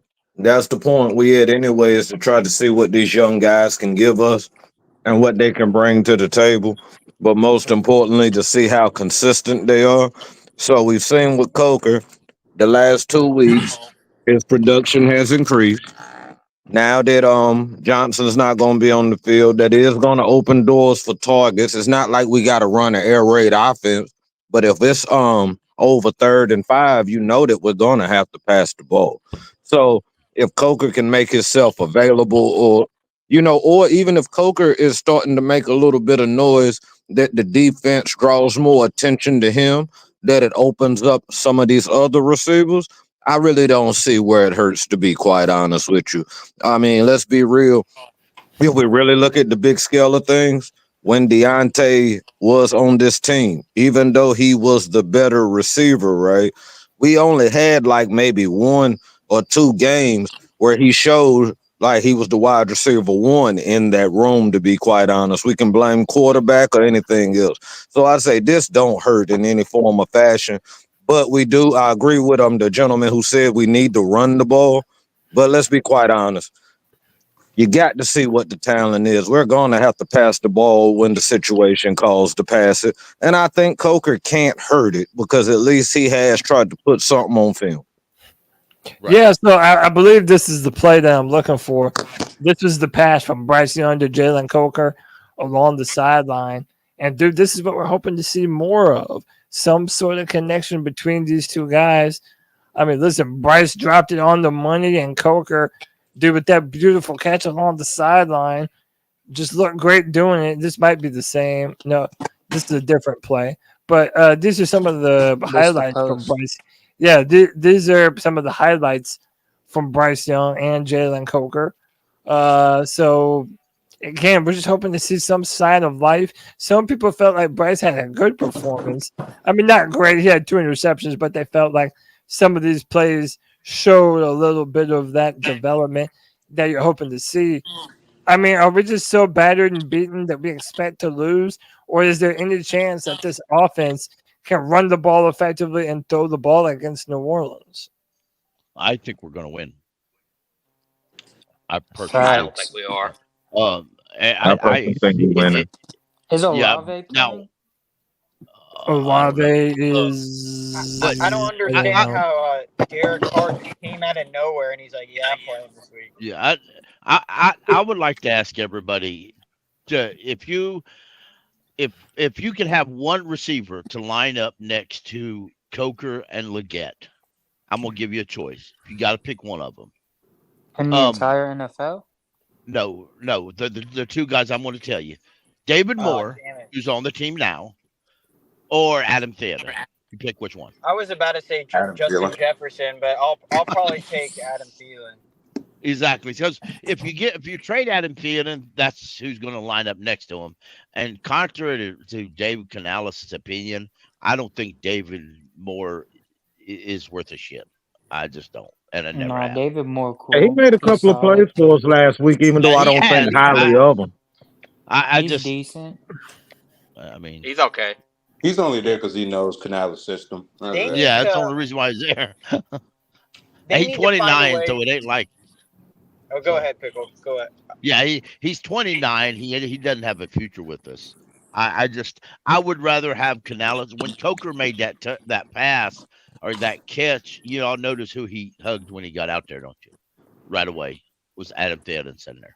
I think bro, hey, back up on our team for a reason, and I think both these young rookies look up to him highly, and I think it would damage their development if we traded Adam Thielen right All right, so look, man, you already know that when certain people come on the free for all, that's how you know we're about to have a free for all. And how opportune we're talking about Bryce Young. Get ready, Jake. Bryce Young's #1 fan all time, hands down. G Baby in the motherfucking his house. G Baby, what's up, dude? Hey, what's Gucci with you boys? What's up, G? Chilling, What's good, dog. OG? What's up, G? G Baby, What's up, G? What up, G? What's good with you fellas, man? Just got home from the crib. Just got home from work. You know what I'm saying? You know, slaving. How you gonna overhype Bryce today? Hey, G baby, I'm sorry about the Diontae trade, bro. I'm sorry, man. I'm really Yeah, it sorry. was Anthony's fault. I heard fucking Anthony. Sorry, bro. Really- But hey, we're still gonna throw down. We're still gonna throw down. I got you. G Baby, what'd you make of that Deontay Johnson trade, bro? Deontay Johnson look a lot happier in Baltimore. Hell yeah, he does. Yep. Fucking bullshit, man. Hell yeah, he does. Nah, dude, he looked good in that purple jersey, but fuck, man, He said he was happy to be out here, G. That's crazy, bro. How can you blame him though, man? He's going from Bryce Young. I don't give a Cody. I don't want to hear that shit, G. If you're under contract, you under don't fucking wanna hear contract. it. I don't give a fuck if you're happy or unhappy, bro. I don't care, bro. I would have kept his ass. Oh, I wouldn't have traded Deontay Johnson, bro. Fuck no. Deontay Johnson would have stopped playing though, G baby. Were we He gonna didn't want to pay be him? for. Go ahead. No, but we're gonna pay him after next year, G. No, I would have paid him. He would have took it. That's the thing. He would have paid him, but that doesn't mean he would have accepted the contract. G. That's what we're trying to see.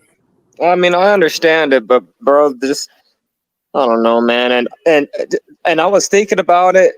Fucking a lot of another reason why I think derailed the Diontae Johnson trade was fucking Stephon Diggs getting injured and tearing his ACL, man.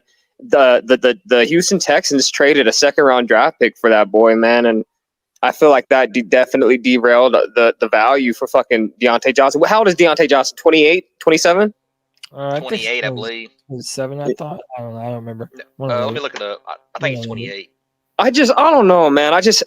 A fifth rounder. I mean, obviously we don't have a choice but to take it. I mean, we made the trade, but I don't know, man. I feel like we could have got more, but I guess it is what it is. But why have we not heard from Dan Morgan? Where's Dan Morgan at? I don't understand. The shadow realm, bro.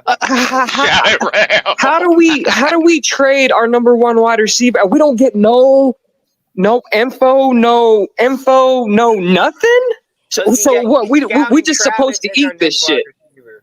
But we're supposed to eat this shit though, right? Like fuck the fans, right? Like fuck all the motherfuckers that bought Deontay Johnson's jersey though, right? Like it is what it is. Like it's just some bullshit, bro.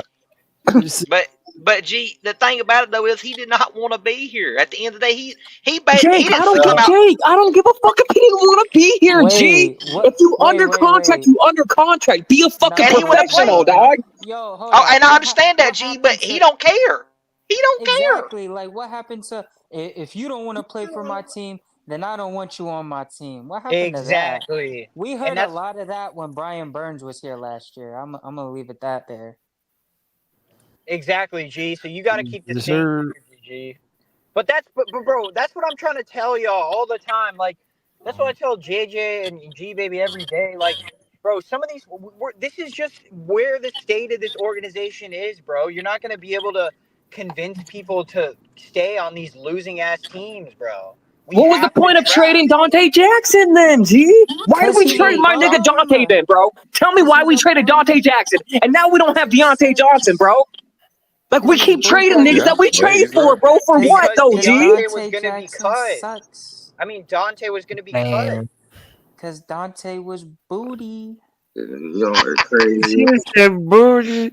I mean, listen, he is still a starter for the Steelers right now. Do you want to know why Deontay looks good though? Because they have a great pass rush and that he has Joey Porter on the other side. Facts.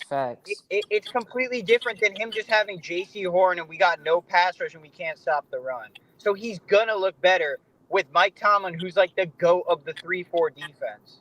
But Like, that's and that's my problem, though, dog. We signed And Dante players still be and getting pass cooked. rushers to fucking solve that issue, and they're not doing shit, G. No, G, They're I not get it. doing Listen, shit. Wanham had blood clots though. I can't hate him for putting his health into perspective. Like, I get that. Clowney, like, we all knew Clowney was not a sack specialist, G. Like, we all knew that, man. We all knew that. But the issue is we're too light in the middle. Like, and that's why this 3-4 has to go. You have to hire, dude. I don't care if we hire like the worst 4-3 candidate out there. As long as he runs a 4-3, the defense will instantly get better. I'm sure of that. Like, No, I agree. Will not be nearly as bad as this last year. I'll take Hey, the 4-3 can I ask you guys soft something? zone that Steve Wilkes did. I was just gonna. Well, I was about to talk about Steve Wilkes, but man, as much shit as I gave fucking Phil Snow in that sorry ass 3-3-5, like. It was It was better. It was better. Yeah. Better than this. Gee, I said that on Spaces a couple weeks ago. I said, y'all do know Phil Snow is a better defensive coordinator than Ejiro is. He is. Okay. But Phil Snow, whatever, he had some good players though, man. Like, look at he did, but Hassan Reddick came in, finally my started God. playing for the Jets, and look at the D line now. He made an instant impact. Like, I'm just saying, listen, Evero's trash though. I'm not disagreeing with that. He's horrible. it's 3rd and 1, bro, and he's got his DBs lined back to the end zone, thinking they're about to kick like a 55-yard field goal. It's crazy. Hey, you know what's bad, Ant? It'd be like 3rd and like 2, right? And we 15 yards away from the wide receiver lined up. Like, what is you afraid to get beat for? The corners still get beat. Like, They're afraid that Troy Franklin's gonna sneak behind the defense or something and catch like a 50-yard pass. Like, you know what? When I watched all 22, I'm gonna tell y'all what I seen. I seen 90% of the plays.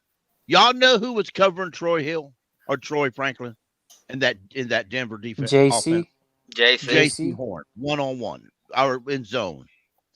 And wherever Sutton went, he beat the guy. See, Pickle, that's my problem, G. Defensive coordinator would say, "Okay, folks, now, all right, you want to give Mike Jackson opportunity. I respect that, but after the first quarter, or at least a half, or some shit like that, you say, all right, bro, you ain't getting it done. No offense, man. JC, you got Sutton. Wherever Sutton goes, you go. Why don't we give Caleb farther? Carroll ain't got that. Oh my God, Cody Lack. Cody Lack, you motherfucker. I'm so glad you brought up that name. But Pickle why did we bring him in if we're not even going to use him? Right. From a first-round draft pick. Like, why is he not out there right now? Well, it's not even that, Cody. Why? How come you guys hype up JC Horn to be this All-American? How come JC never shadows the best receiver, or at least travels with Cortland Sutton? He kicked our ass, bro. Like, I don't understand. If JC Horn's our number one fucking corner, why not just let him travel all over the fucking field? It's Evero. Been playing man defense. Yeah, like we've that had Ejiro Evero run our defense for 2 years. That's the issue. Hey, hold on, let me go to D Money and then Diesel Skills. Go ahead, D Money. I was just saying, G baby. Hey, first off, how you doing, G baby? Hope everything is well. I'm good, black man. I'm good, black man. What's good with you, G? Basically, fam, the only reason why you're not seeing JC Horn do what other big time defensive backs do is because they got him handcuffed in that scheme. When you sit him in the zone, got him 15 yards off of the receiver or whatever, it's already handcuffing him. Really, JC Horn should be in the 4-3. Pressing up on the guy, getting physical up on the line, and then seeing his DB skills at work. Yes. But let's be quite honest, when you live in zone and you're playing 10 and 15 yards off, you never really get to show your true DB abilities unless you just got a hell of a pass rush or a very strong defensive line. The two things that we lack right now in our defensive front. Yeah, man, facts right there. We're really hurting right now. We're lacking talent on so many different levels of this defense. It's Cody, can I ask you something? Dave Canales was in a 4-3 in Tampa Bay. Dan Morgan comes from a fucking 4-3. Like, how come they don't have enough balls to be like, hey, we're switching to a 4-3? Like, why are we staying in a 3-4 and just getting our asses kicked on defense, G? Like, that's coaching, bro. That is coaching, bro. That is bad coaching. For himself. Canales wanted to keep they're doing this that Tepper has to see. Like, Tepper might not just take the mouth service of it. You know what I'm saying? No Diddy. He might just can't take the word. He's actually have to see that this 3-4 is the detriment of this defense. And now you've had 2 to 3 years of 3-man fronts and so forth, right? Where we have been decimated. Now Tepper has to come at the table and sit down and hear these men out. At least that's my hope. Now, if they lack the intestinal fortitude and the kahunas to tell that man that, look, you're shooting us in the foot with this 3-4, then we have the wrong general manager and the wrong coach. But that's a different conversation until, next off season or whatever. But I truly believe, mind you, I don't have any facts, notes, informations, or any inside junk. But I do believe that that their hands have been forced now that they're gonna have to convert back to a 4-3. That's money. That's the problem, G. How the fuck are you gonna tell a head coach, let alone a fucking GM, that they have to go to the fucking owner to switch to a fucking 4-3, G? Like, so what? These head coaches that actually know fucking football need permission from a nobody that doesn't know shit about fucking football, G? That's what you're telling me? He signed the check. Hold on, let me say something real quick. I also think that part of the reason why we kept Evero was to keep some continuity on defense, even though we were losing Brian Burns, even though we were losing Frankie Louvu. And to me, it was them playing scared instead of letting them go out and do a full coaching staff rebuild and rebuilding the defense in the way that you want. They tried to keep some of those pieces the same, and the defense is worse now than ever before. So I'm a firm believer that in this offseason, Dan Morgan and Dave Canales, they're going to go and get the defensive coordinator that they think works best with this team. And like most of you, I'm willing to bet that it will be a 4-3. But why the off season though, Cody? Why are we waiting until the off season? Thank you. I asked this question like 3 weeks ago in the Legion Spaces. Like I hope the freaking offense goes out and balls out this week. Last week wasn't that bad. 225 passing yards by Bryce Young. That's not horrible. That's pretty damn good, to be honest. And I know some of it was in garbage time, and people will hold that over our heads. But look at the wide receiving core. Consider how young it is. Look at the tight end. Consider how young they are, the whole group. Consider Chuba Hubbard is a top 10 running back in the NFL still. He only had 17 carries 2 weeks ago. He only had 15 carries last week. If you go moving forward into this week against a banged-up Saints team, you say we're injured. Well, guess what? The Saints are more injured than we are. If we can run the damn football 20 times, put it in the low 20s, 22, 24 times, somewhere in there, we're going to win this game because the passing offense has done pretty good. At least they did last week against a better defense than what we're facing this week. And I keep asking Panthers fans, and I want to know the freaking answer. How many games did the defense have to lose for the Carolina Panthers before you fire the defensive coordinator and switch back to a 4-3? And if you look at the Giants game coming up, that's the perfect time to do it. Fire the defensive coordinator after the Giants game. Take that big loss versus Kansas City. We're going to lose that game anyway. But after that week, we should have a 4-3 fully installed and ready to go and finish out the season and finish with some sort of pride and something to stand on building towards 2025. I know what you're right. You're 100% right in what you said. They retained Evero. Number one, we pay him big money. He gets $3 million a season. Okay, I get that. Number two, it makes the transition easier for Dave Canales. I get that, but you can't play scared. When you play scared on Sunday, that's when you get beat. And we need to go ahead and take the plunge and clean out the staff. And it's only who Dan Morgan and Dave Canales want. No more holdovers. that's killing this team. We've done it for too many years in a row, and it's time to make the switch. I would pull the plug on Evero today, but it's not my call. And if they don't do that, fire him at the Giants game. I agree. Hey, thank you, D Skill. Let's go, G. That's the shit I want to fucking hear, dog. Hey, a round of a fucking applause to D Skill. Nigga, that's what I want to hear, G. Hey, Anthony, and then we're gonna go to Dom Julio. Go ahead, Ant. This is my thing. Like, D's just spoke a bunch of facts. Like, dude, Dan, he talked about getting dogs, but bro, we're a bunch of wusses right now. The defense, the offense, we gotta play to punch dudes in the mouth, man. And like someone just brought it up, that Giants game will really be like the deciding factor. Like if I see Chad Smith Wade or whatever his name on Malik Neighbors, then yeah, Evero needs to get out, bro.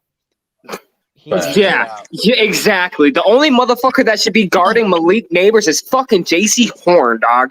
Period, dude.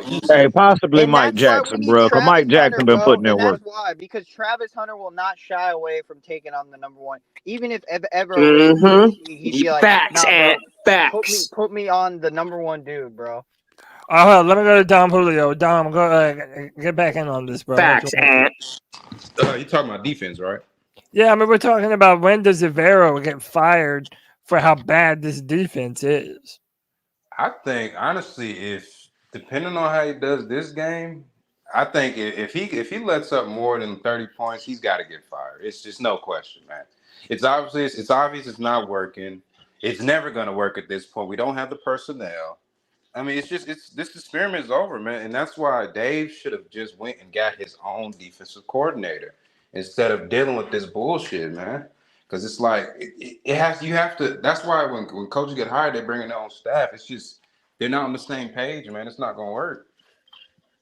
And yeah. So that's just my thing on it. I just don't think it's never gonna work out. This 3-4 is not gonna work out. We don't have the personnel, and if anything, we have to draft. But we got too many holes to draft for 3-4 personnel. So I don't know. Yeah, we're gonna have to have a whole nother rebuild of the defense. Yeah. Right, exactly. So, and mind you, we do need to draft another nose tackle next to Derrick Brown. I definitely think we need that. JJ, you're back in, bro.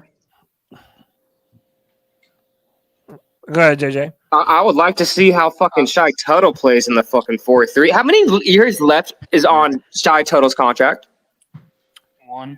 You know that pickle off the top of your head? 2. Yeah, there's one. 2 or He's on 1? a 3-year deal. Okay. Yeah. But he's got a bunch of. That's one of them Scott Fitterer bullshit contracts because he's got like 3 years voided after that anyway. That makes no fucking sense. Why? Why would you give him like a 6-year fake contract? Yeah, exactly. Now, let's be fair though. If you cut Shy Tuttle after this season, you're going to save $6.5 million because his cap number is $9.3 million. I like Shy Tuttle. I like his energy, but A'Shawn Robinson had 2 sacks the other day. That is such a bad signing, dude. Shy Tuttle was a waste of fucking money. Like, what the fuck has Shy Tuttle done for the fucking Panthers, man? Exactly. In a 4-3, just think about that. In a 4-3 defense, you have Derrick Brown and A'Shawn Robinson side by side. You don't need to go drafting a defensive tackle. But let it do passion. Our next coordinator is going to be Chris Richard. He was in Seattle with Dan the Cowboys guy for 7 damn years. So that's a good name to keep track of. But let me welcome someone into the show real quick. We got our boy Strats back on the Free for All. Strats, what's up, brother? What's up? Just listening. What's up, brother? How you doing, man? How you feel about this Diontae Johnson trade? I think we'll be fine because I think Coker and Leggett will be more than enough for what we need for the rest of the season. And a nice little starting place, I think. This is ultimately. Oh, go ahead, Strats. Finish your point. With the defense thing, I think it's pretty obvious in retrospect, but they obviously cannibalized the defense in order to put offensive pieces on the field because they're like, we can't not have an offense. So I don't think they expected it to affect it as badly as it did. And then on top of that, with all the injuries and stuff, I think they just miscalculated a good deal. I think they'll probably put more assets, or they'll probably try to put more pieces on defense in the offseason. So I don't know. Yeah. I'll leave it at that. Yeah, a shout out to James Allen Panther with the 199. It says enter Robert Saleh. Now, does Robert Saleh work with the Packers now? Because I know that he's like in some position with them. I don't know if he's like a consultant, ain't he? Yeah. Okay, so he can still be hired as a defensive coordinator next year. He can be hired right now. I'm all for that.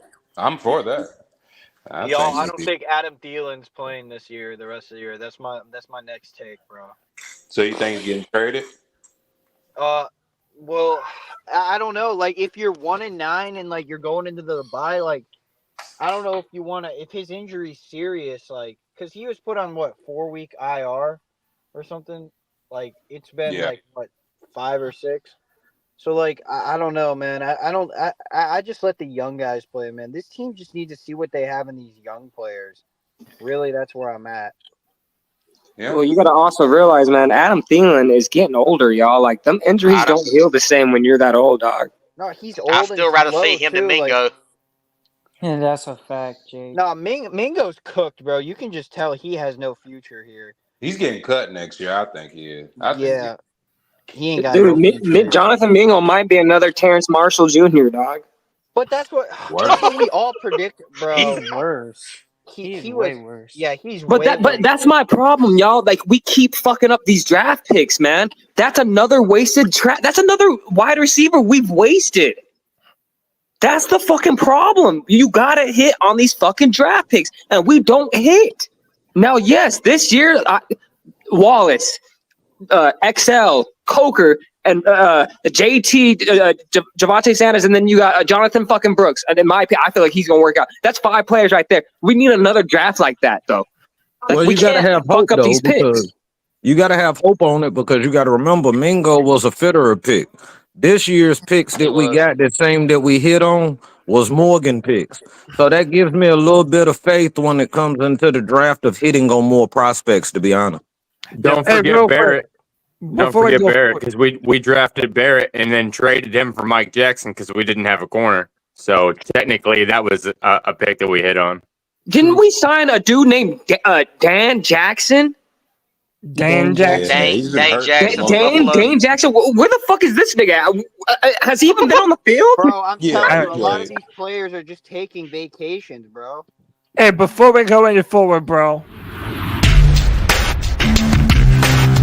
78 people watching, only 37 thumbs up. What the fuck? Hit that like, hit that subscribe, hit that notification bell for every single time the C3 Panthers podcast goes live, man. That's all we ask for. That's free.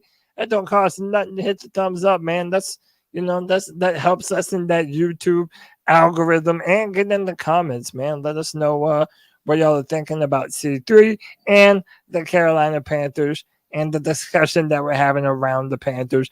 Let me welcome someone into the pod. We got Nick G back on the free-for-all. Nick, how are you, man? What's good, man? How y'all doing? Doing good, brother. How are you, man? I'm doing good, man. Just over here, just living. Yes, sir. Hey, man, let me ask you this real quick. What did you make of that Deontay Johnson trade? And does our offense have any chance without him? Listen, he didn't want to be. From what they said, he didn't want to be here. Yeah. So at the end of the day, do you keep a player that's disgruntled in your locker room? Do you keep him in your locker room? I said you let him go, man, and I was okay with that.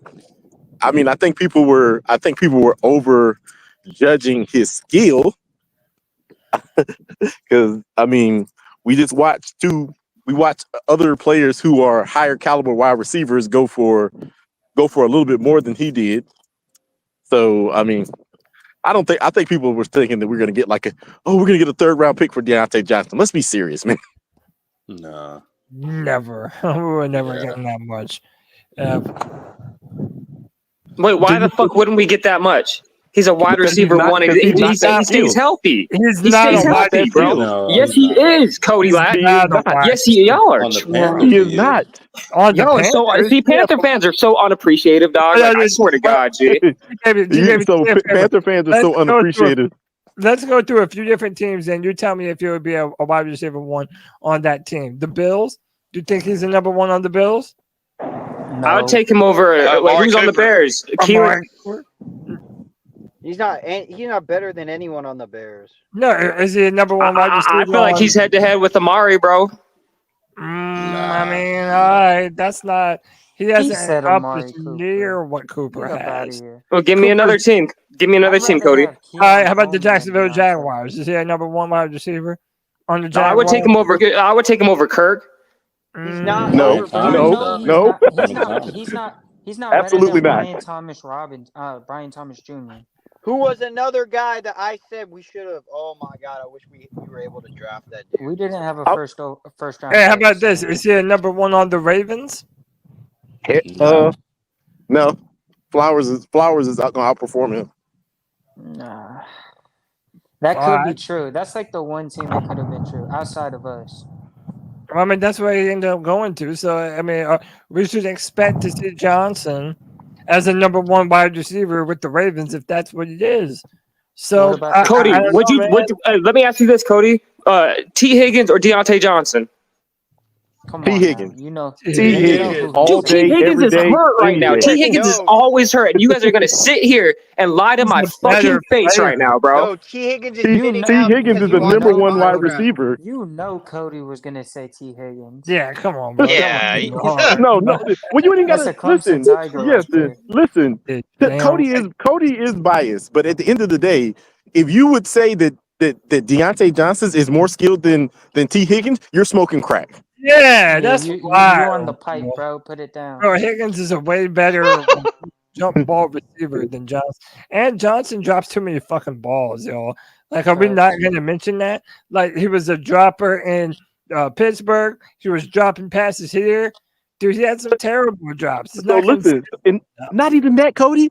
I can just put it like this: if he was the number one wide receiver, they would have never drafted George Pickens. Right. Dude, he's never been viewed as a number one wide receiver, man. Now he has an opportunity. Now that he has. Oh man, George Pickens wasn't no round one wide receiver, dog. You can't say that shit. You're right. He went round two. He went round two, and look, he went round two, and then he immediately started stealing targets from Deontay Johnson. Immediately. A lot of these teams. See, man, none of you motherfuckers wanted Deontay Johnson in motherfucking Carolina, so I blame all you motherfuckers. I blame the entire fucking fan base for running him out of fucking Carolina. That's some bullshit, bro. Nobody, none of you guys wanted Deontay Johnson, bro. I'm so convinced, dog. Hold on, bro. You can't speak for me, bro. You can't speak for me, man. I was highly excited. I'm just kind of one of them dudes. Once you don't want me, I don't want you, homie. That's all it is. Thank you. Yeah. Bro, in the offseason, I literally said, like, we should have traded a 4th round for him. We got a better deal. I like Diontae Johnson from jump, bro. All I'm saying is, like, you can't blame him for not wanting to be here, G.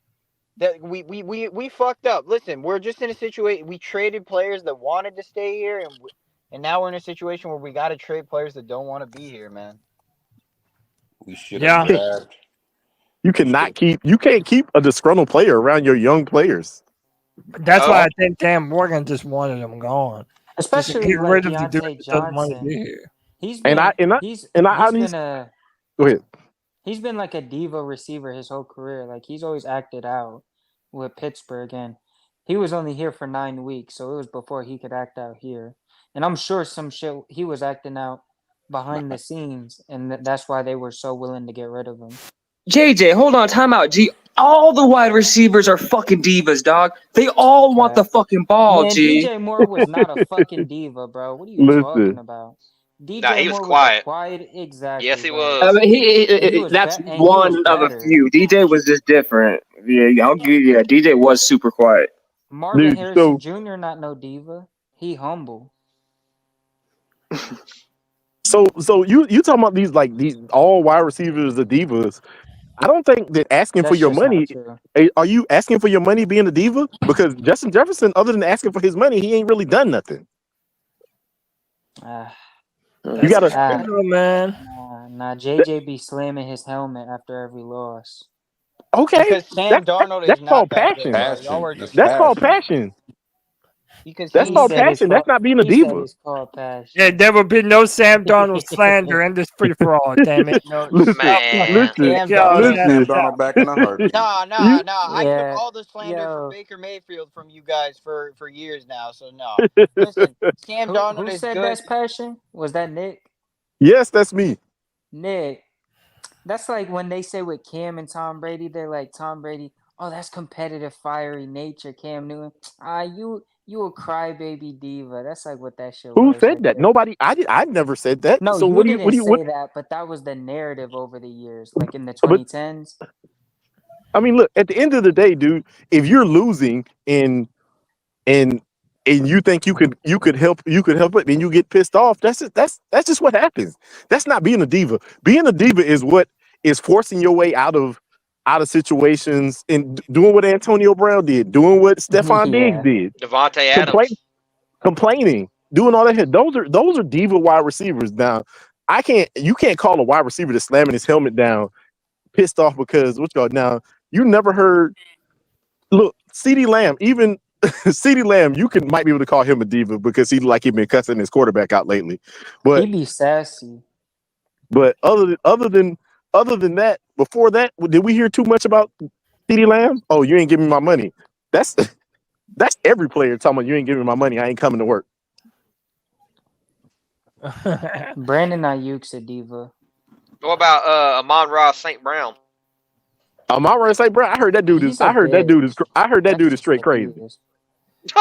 Yeah, he's a I little. heard that weird, dude straight dude. crazy. So I'm not hurt. I heard crazy in a What you bad mean? way. Wait. What you mean crazy, man? That's what. No, they said that dude What is crazy, that man. even They said that crazy? dude is the type He's of a dude. bitch. They said that dude is the type of dude who is one of the motherfuckers that's gonna play. My arm a little bit separated. I'm still going out there on the field. I'm good. Yeah, Oh, we, okay, I get I you. heard. Cody. I we heard he is need that. really We need insane. that type of motherfucker, though. We need Yeah, that Heck yeah, type we of do. dude. yeah, we do. We probably do need that type of motherfucker. But that's Hey, Exactly, bro, bro. look, can I just be honest with y'all, man? With DJ Moore, that was always one of the things that used to piss me off about DJ. Every time he would make a catch, but it would take him like 5 minutes to get up, and then he would pop right back. I'm like, damn, bro, are you like trying to act hurt? Or No, like, DJ why just are you has so like slow to get up, bro? He's he catching just our has bread. like this Cody, leave alone. chill Yeah. like he just has like this chill. If like a stoner was a wide receiver, that's who DJ was. Like he just got this And chill. he's my favorite receiver. He was the GOAT. I'm Yeah, not he gonna was the lie. GOAT, but he was replaceable, so it's all good. listen.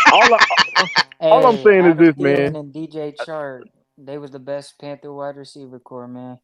Who? Adam Thielen and DJ Chark. Oh, DJ Chark ain't even played. Stop I that. need y'all to Stop get off that. them drugs, bro.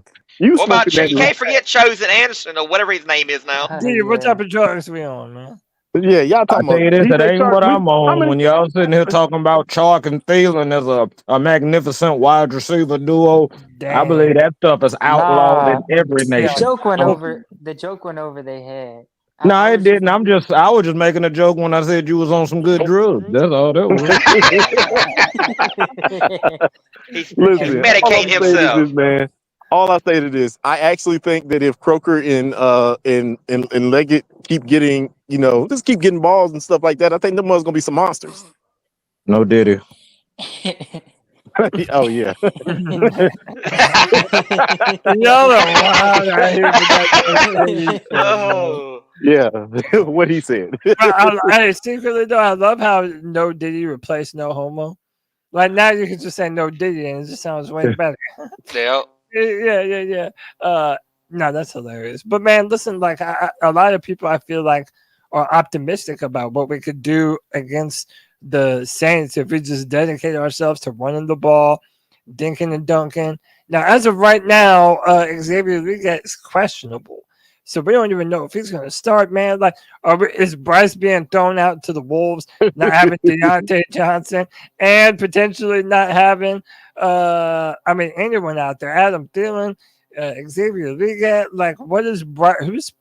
Who is Bryce supposed to throw to other than Jalen Coker, Jonathan Mingo? I think the real question is, man, how the fuck is the entire team hurt? Like, what is who like our medical staff? Like what the fuck is going on here? Well, listen, your bones get fragile when you're losing. So listen. Exactly. D-Money Not even only that, man. It's the especially for Leggett. You gotta realize they first season, that shit's long as fuck, man. Because you remember they went straight from ending college season to getting ready for the combine. Year, bro. It's a long ass year. So those are the dudes who are susceptible to injuries right at the beginning. So But the bottom line is, like, I just take into what Vashti posted the other day. I know Cody posted it when they were doing the post game. The players seem so desensitized to what's over going on. Like, yeah, so over it. Like, a lot of these players. Yeah, you really got to get rid of a lot of these players that have been on this team for years, like Ian Thomas, guys that have been here through all the losing, like, because clearly they ain't getting there isn't nothing that they can say to change what's going on right now. Like, what are they supposed to say with their rookies? Like, yeah, man, I've been here for like 5 years. I'm used to this shit. You know the crazy part about it is the average age for our team is 27, and we're one of the oldest teams in the NFL. That's because we keep doing it. That's because we kept cutting all of our draft picks over the years, and every time we got to replace them with like vet minimum type players, practice squad players who are they're on everyone's practice squad, like they're no good. It's not even just that, JJ. It's the half-ass rebuilding too. We half-ass rebuild, bro. Yeah, we're always trying to fucking win. We're always trying to win every fucking season. Like, we have this fucking roster to go out and win all these fucking games, bro. We never fucking sit back and just be patient and fucking rebuild, dog. It's always a half-ass. Yeah, they got to commit to it. Fans know. That's my issue. How come we know 3 months before the season starts this roster's ass, but the front office tries to sell us that it's not? Like, any fan that's watched NFL for like a couple of years could see that this team was not going anywhere this year. But they keep bringing up this retooling bullshit. That we don't got no tools in the shed, bro. Our shed's empty, and our shed's like broke as hell from Hurricane Helena. Dude, but this is what it is, man. You have an owner who is like, damn, man, I ain't been able to win since I've been here. He's like, and he's not. I don't think if he had committed early into rebuilding the team, we'd probably be good now.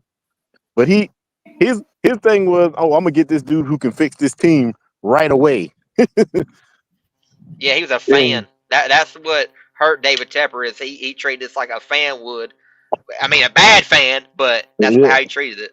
That is how he treated it. He needed to treat it as, okay, all right, if I'm getting rid of Ron Rivera after what was it, 9 years with Ron Rivera, I gotta come with a coach that's ready, and we gotta turn this roster over. Especially if I'm gonna throw my quarterback in the trash the very next year. Yeah, I'm like, I just hate that we don't know what we're gonna do at the quarterback position going forward, man.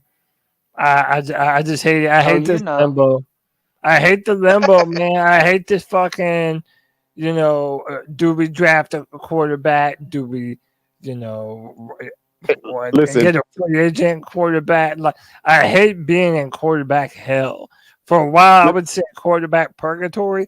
It's not even purgatory, y'all. It's fucking hell. It's fucking It's hell. below that, Cody. It's even below It's that. hell, man.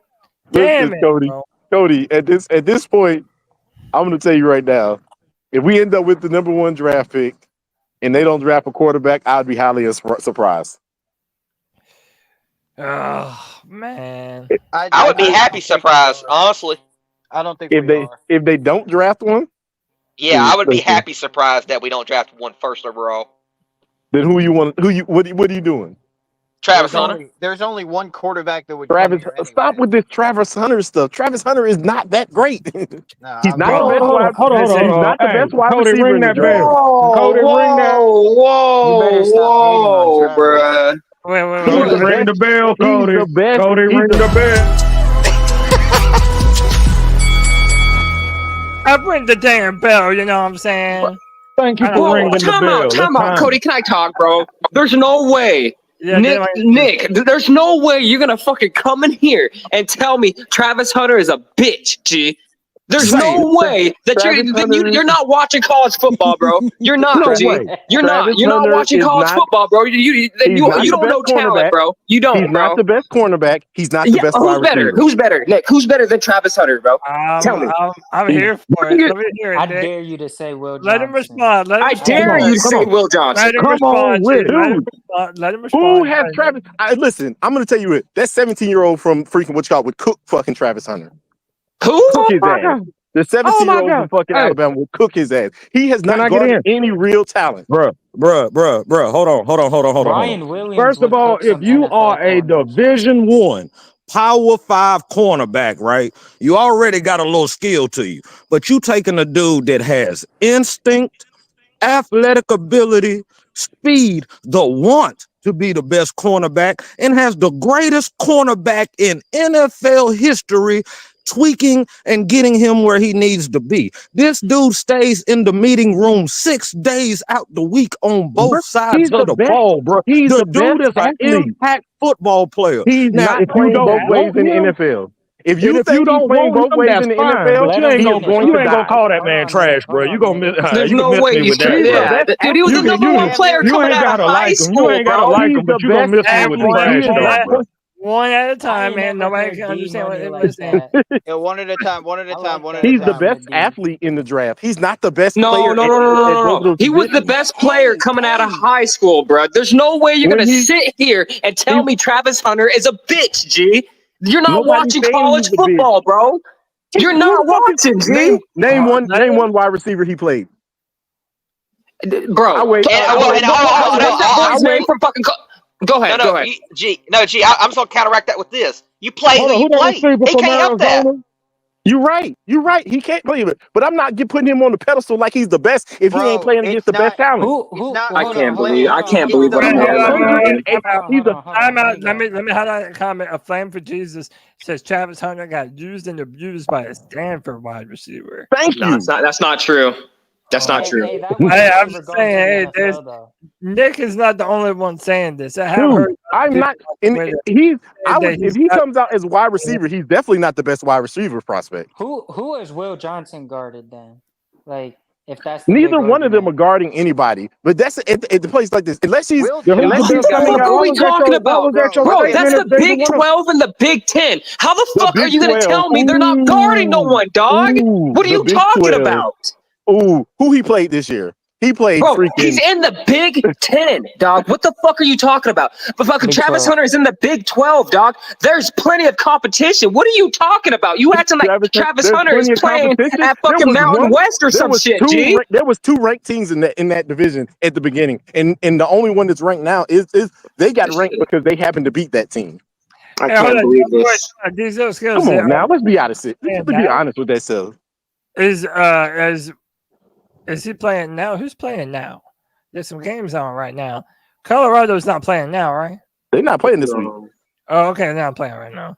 All right, let me go to Wait, time out. You said they're not playing this week, which you know when they fucking play, bro, because Colorado's on the fucking map right now. So you have obviously watched Travis Hunter, bro. So stop the fucking chat. Colorado's on the map, right?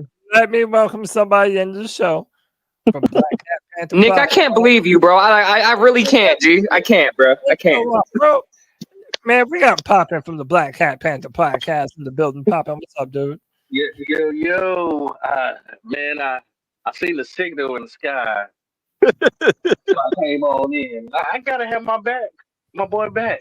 Nick, you're absolutely right. Damn. He's a good wide receiver, but he's not the best corner.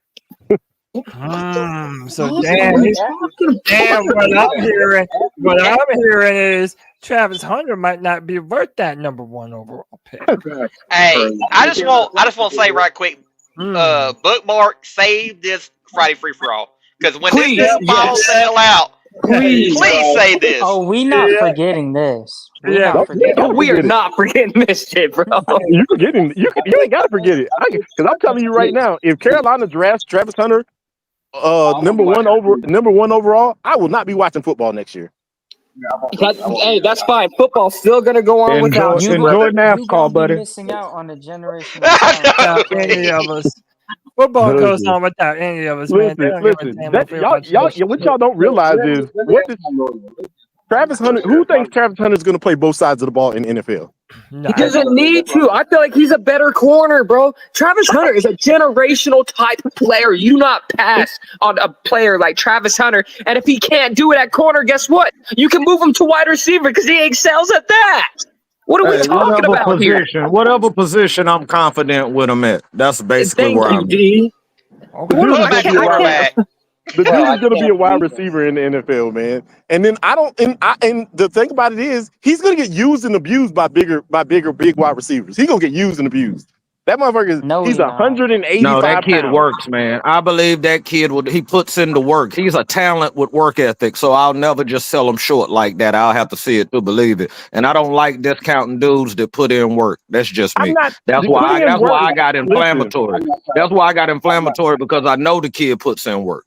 Putting in work is great, but putting in work against a wide receiver that puts in work that's bigger than you, talent and work ethic, man, faster than you, you're gonna get used and abused. Let him guard DK Metcalf one time, and y'all stop thinking these. Oh, I'm great. Bro. That's strap. JC Horn strapped him, so I know Travis Hunter can. It's not that Nick doesn't like Travis Hunter. He likes Travis Hunter. He thinks he's a great talent. But he is being honest. A lot of times he does not line up with the number 1 wide receivers in the games. That's just being honest. It's not like he has a bias against this guy. He's being honest with y'all. It's because and we say why they make sure he doesn't line up against the number 1 wide receiver. It's because you can't play both sides of the balls if I'm running up and down the field trying to keep up with one of the fastest dudes on their team every play. The moment that he tries to do that in the NFL, that's what I would do to him. I'd run his ass up and down the field over and over and over again. Travis Hunter's not going to be on the number 1 wide receiver regardless here when he gets drafted, because he got JC Horn on the other side. They're going to rotate. It does not, especially if we're going to run a 3-4, which I hope not. But if we run a 3-4, he's definitely not going to be on the number 1 wide receiver.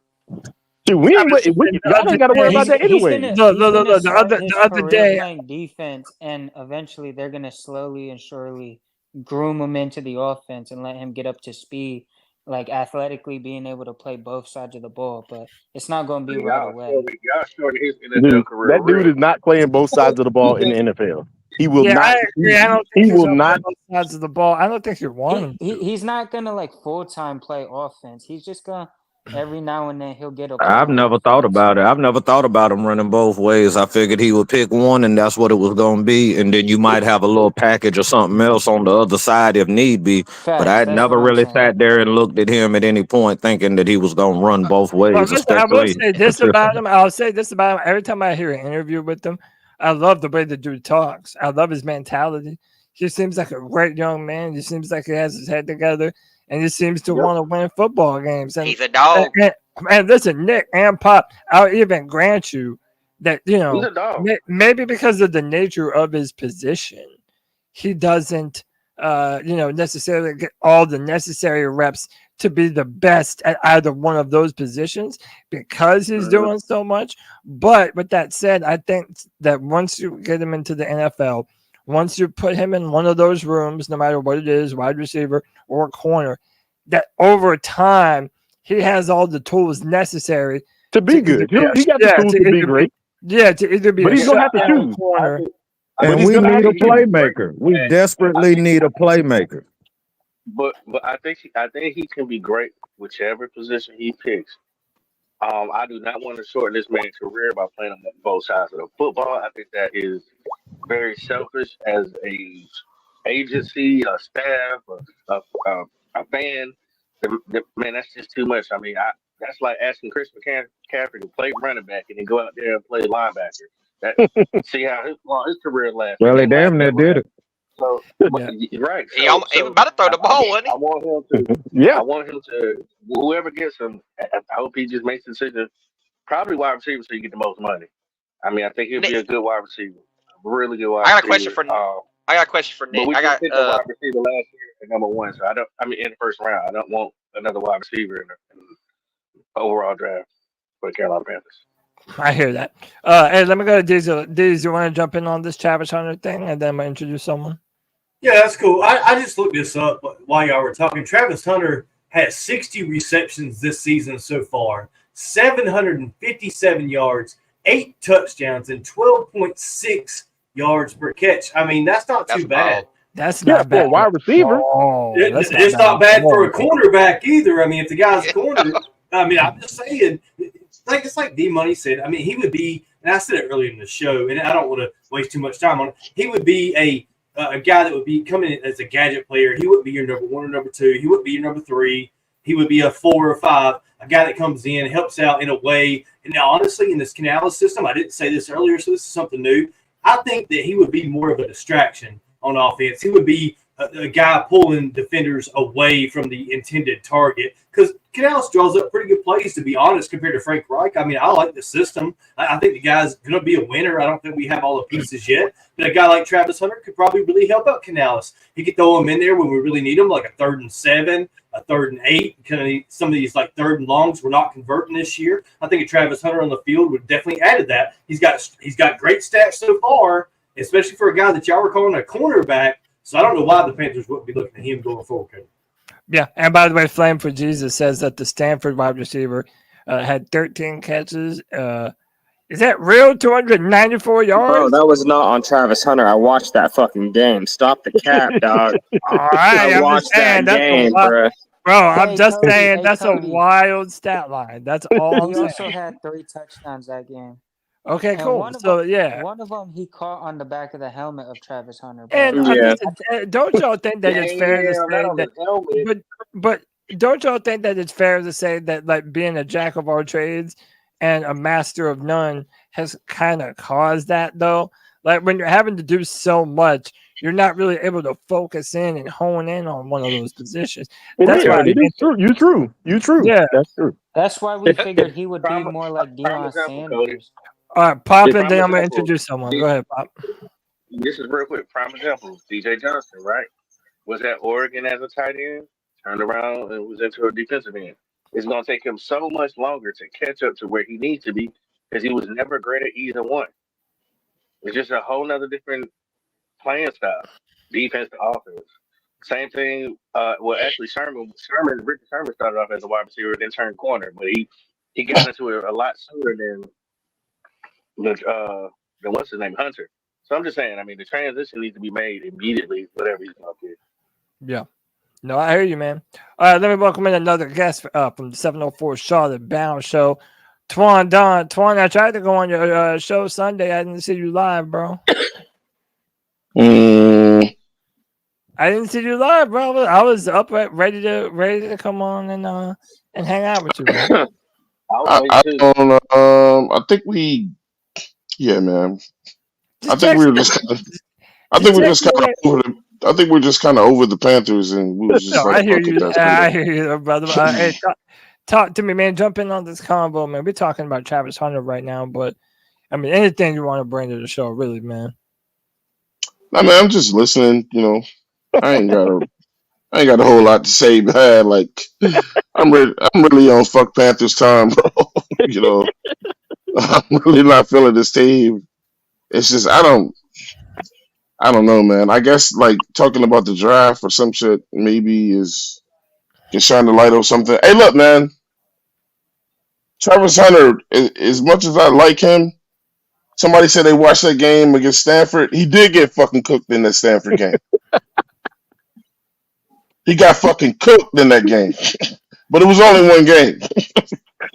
So Let's Andre, get some context. We need some context, Twan. Remember, he was coming off that injury from when that boy here we speared go. him in the back. I ain't Or saying nobody whatever, injury. I right? just said he got And cooked. the man played both ways that game. The man, and he didn't get killed till that fourth quarter when he was fatigued. The I don't fact of care. the fact is, he did get cooked. But we Yeah, do need he to did get allow cooked. some Yeah. context in that situation.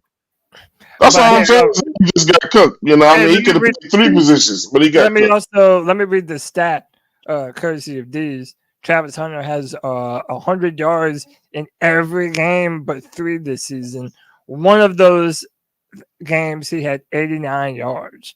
So I mean, the dude is an elite talent. I don't think anyone here is denying that. But I think what we're talking about is him being the hands down number 1 overall pick, ready to come into the NFL and be able to shut shit down in an instant. I think that's really kind Can of we take a more vote what on we're that, Cody? debating. Yeah, go ahead. We take a vote on that. If all of us were whoever going up to the podium for the number 1 overall draft pick of the Carolina Panthers, would Travis Hunter be your number 1 pick? I just want to see who All right, let's go around the board. Diesel skills. Are you taking Travis Hunter number 1?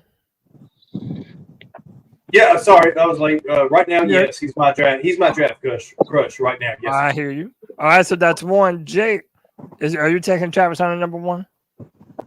Oh yeah, and number 2, and number 3, and number 4, and number 5. Damn. He said anywhere in the top 5, he's taking Travis Hunter. D Money, what say you, man? You taking Travis Hunter number 1? I think so. This team needs a playmaker, man. Either on defense or offense. We need playmakers, and he is a playmaker. G baby, you taking Travis Hunter number 1? Look, I got 2 parts to this. Does a bear shit in the woods? Hell and 2, give me a player that's better than Travis Hunter in this draft. Give me one player that's better than him, and I'll wait. That's a good counterpoint. If there's someone better, you need to say maybe who it is. His quarterback. Give me a Let name. me chill. Oh, Any position. Give me a name. Hold on, JJ. So let's go to you. Are you taking Travis Hunter number 1? Yeah.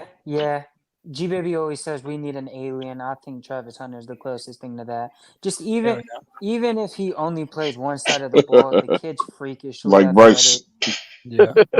Yo, you really I ain't gotta never stop. gonna go there. I ain't never Man, gonna G Baby's credibility is I ain't shot. never gonna go there. All right, hold on, let me go to Kyle. H1, Hold I on, didn't know your name was JJ. Hold on. wait, hold on, let me go. Yeah, We JJ, were need you an finished? My alien bad. though. That's what I'm saying. He's freakishly athletic. Yeah, no, you're right. No, All I right, let was me just go. saying we could get an alien. He's my fault. I'm lagging. Yeah, I think you're lagging just a little bit. That's cool though. Let me go to my man Kyle. Kyle, are you taking him number 1? Travis Hunter? No, I'm not. No. And so let's do this. If no, and Who it's you got, okay. Kyle? It's okay if you don't know yet. But do you have a player that you would prefer over Travis Hunter? So I don't think that we should pick any player at number 1, but if we do pick at number 1, I think that the defensive line is more important than a corner or a wide receiver, specifically because if it wasn't a player that could do both positions, which we all are in agreement that it would only be some sort of special package that he would be able to play anyway, so he's going to be playing one position, I would not take a wide receiver or a corner individually first overall in any draft for whatever reason. So, no. Okay. All right. Can't argue with that. Yeah. Go to let me see who's up next. Nick, I already know you're not taking Travis. Hell no, I'm not taking Travis Hunter, and I'm going to agree. One, I don't think we should be picking at number 1 either. I think we should trade back. Just honestly going to say that. But as he just said, I would not take a cornerback or a wide receiver number 1 overall, and especially when you don't have a quarterback. Oh, that's a good ass point. All right. I like that though. Poppin'. What say you, man? Travis Hunter number 1, or are you taking someone else, or what would you? I'm not taking him. I don't think he's a necessary need, and if he's been taught anything from Deion Sanders, all about the money, so he's not going to go at corner. He's going to come in as a wide receiver, and I don't think we need a wide receiver as our number 1 overall pick as a Carolina Panther. You think Deion would tell him to play receiver over corner? Yes, the money. The money is Money way is all about the different right now. Bro, dude, Travis Hunter's got money, my boy. Them NIL deals for Travis Hunter are nice. Trust me. But hold up, Travis Hunter ain't worried about fucking money. He wants to be great, dog. I hold up, promise. that It's always corner. about the money. Business. But hold up, that corner money ain't nothing to sneeze at, bro.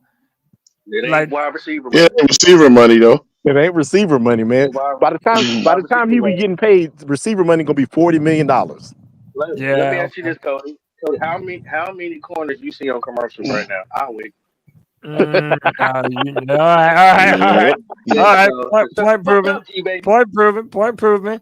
But no, listen, that's a great point. If we're gonna play him as a wide receiver, I'm not taking a wide receiver with the number 1 overall pick. I mean, especially when you don't have a quarterback. Like, who's throwing him the ball? If it's a corner, maybe, because you have the opportunity to have him and JC Horn as a shutdown tandem, and that's valuable no matter if you're running a 3-4, 4-3, no matter what. So from that perspective, I understand it. But if Cody, you're just a wide receiver, I don't. And we just took Xavier Leggett. I don't necessarily know if I'm doing that at number 1. But Cody, if you talk about the position groups on defense, you've got safeties, corners, linebackers, and defensive line. Which one of those do you think on the team right now is our worst position? I guarantee it's not corner. You see what I'm saying? That's just But you're not taking Travis because you need a corner. You take it because you believe it's the best upside of any position at their any the player talent. at their position. Yeah, the talent. And because you can now have a position group that you believe can win you games between your corners. Well, I just want to know this. So I just want to know this. This is just a question. If we keep Evero, everyone plays zone on a regular basis. He plays zone on a regular basis, and the way that he plays, it's predicated on getting to the passer. What the hell are we gonna do if we take Travis Hunter at first overall? Yeah, we still can't get after the quarterback. He can't guard I speak forever. under the premise. Do we speak honestly under the think premise Everett's that gonna be here next Evero's season, not though? going to be here. That's what I was Yep. gonna say. There's no way. So let me go to D and then Jake. Go ahead, D. Basically, when I speak on Hunter, I'm speaking on the premise that Evero is not there. That's basically how that goes. All right. Okay, that's a good point. Go ahead, Jake. I'll just give you a Charles Barkley guarantee that he ain't gonna be here next year. He gone, y'all. I guarantee. I did think that Evero was gone because of Robert Saleh, but now that Robert Saleh is up in Green Bay, I think Evero just got blessed with another year here. Yeah, but he's also we can still hire Salah though, Pop. Yeah, he's just a consultant. He's just a consultant. He's not even like a coach over there. I understand that, but see, that's the problem because Robert Saleh and the guy over there in Green Bay, they're best friends. They're gonna find a way to bring him in there some way, somehow. Like he gets paid every day $20,000 no matter what happens. Cha-ching, 12 o'clock, $20,000. Cha-ching, tomorrow, 12 o'clock, $20,000. So he's getting paid regardless. So it's not for him. It's not even the money for him. He's gonna be there with his best friend, where he's not gonna have all that stress on. He's not gonna be all in the spotlight. And that was the worst scenario that could have happened, I think. So I was like, damn. I don't think we're gonna be able to hire Robert Saleh. I mean, maybe. I hear you though. I don't know if my best friend is going to dictate where the fuck I work at though. You know, I'm going to go get the money, man. And Temple will drop a bag. And Temple will drop a bag. A day. Yeah, I ain't dropping no bags, bro. 20 racks a day, Twan. A day, not Nah. a year. A Hey, day. but if somebody out there trying to pay you a bag, bro, look, I can call you on the phone and we can talk every day. I don't need to be around your ass. But hold on, I'm going to the back, bro. I mean, I would too, but I mean, He's one of the best defensive minds out here. I agree. I'm just saying he's not pressed to have to hurry up and get out here and get another defensive coordinator job. Shit. He's got a I'm sweet out. job right now. Just chilling. He's doing exactly what's the guy we have in the building who's sitting around and doing absolutely nothing. Yeah, but I would be stacking my money for my new team on with the money that the Jets still paying me. Hey, real quick, let me go to Diesel Skills real quick. You were mentioning something about the worst defense in the Super Bowl history. What was that you're talking about, man? Yeah, this Evero defense this year is the worst in Super Bowl history. I mean, we're giving up more points than the other team has in the Super Bowl era. I don't see how Evero survives the season. I saw the chat earlier talking about the compensatory picks, and that's if he's hired to head coach. You're not going to lead a team to be the worst ever in Super Bowl era, giving up more points than anybody else, and get hired to head coach. There's no compensatory picks coming this way for the Carolina Panthers and Ejiro Evero. This guy is on a one-way track to coming off this team. And like I said earlier, my theory is the Panthers need to go ahead and switch.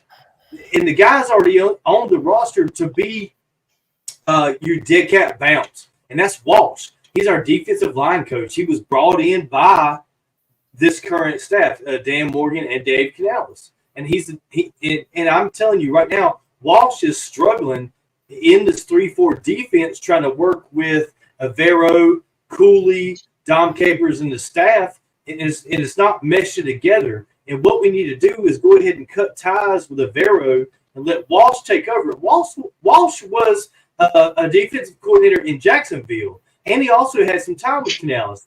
These are things that he can at least do in an interim role for us. And if we were to look towards a Sala or whatever in the offseason, that's fine. Dave Tepper pays good money.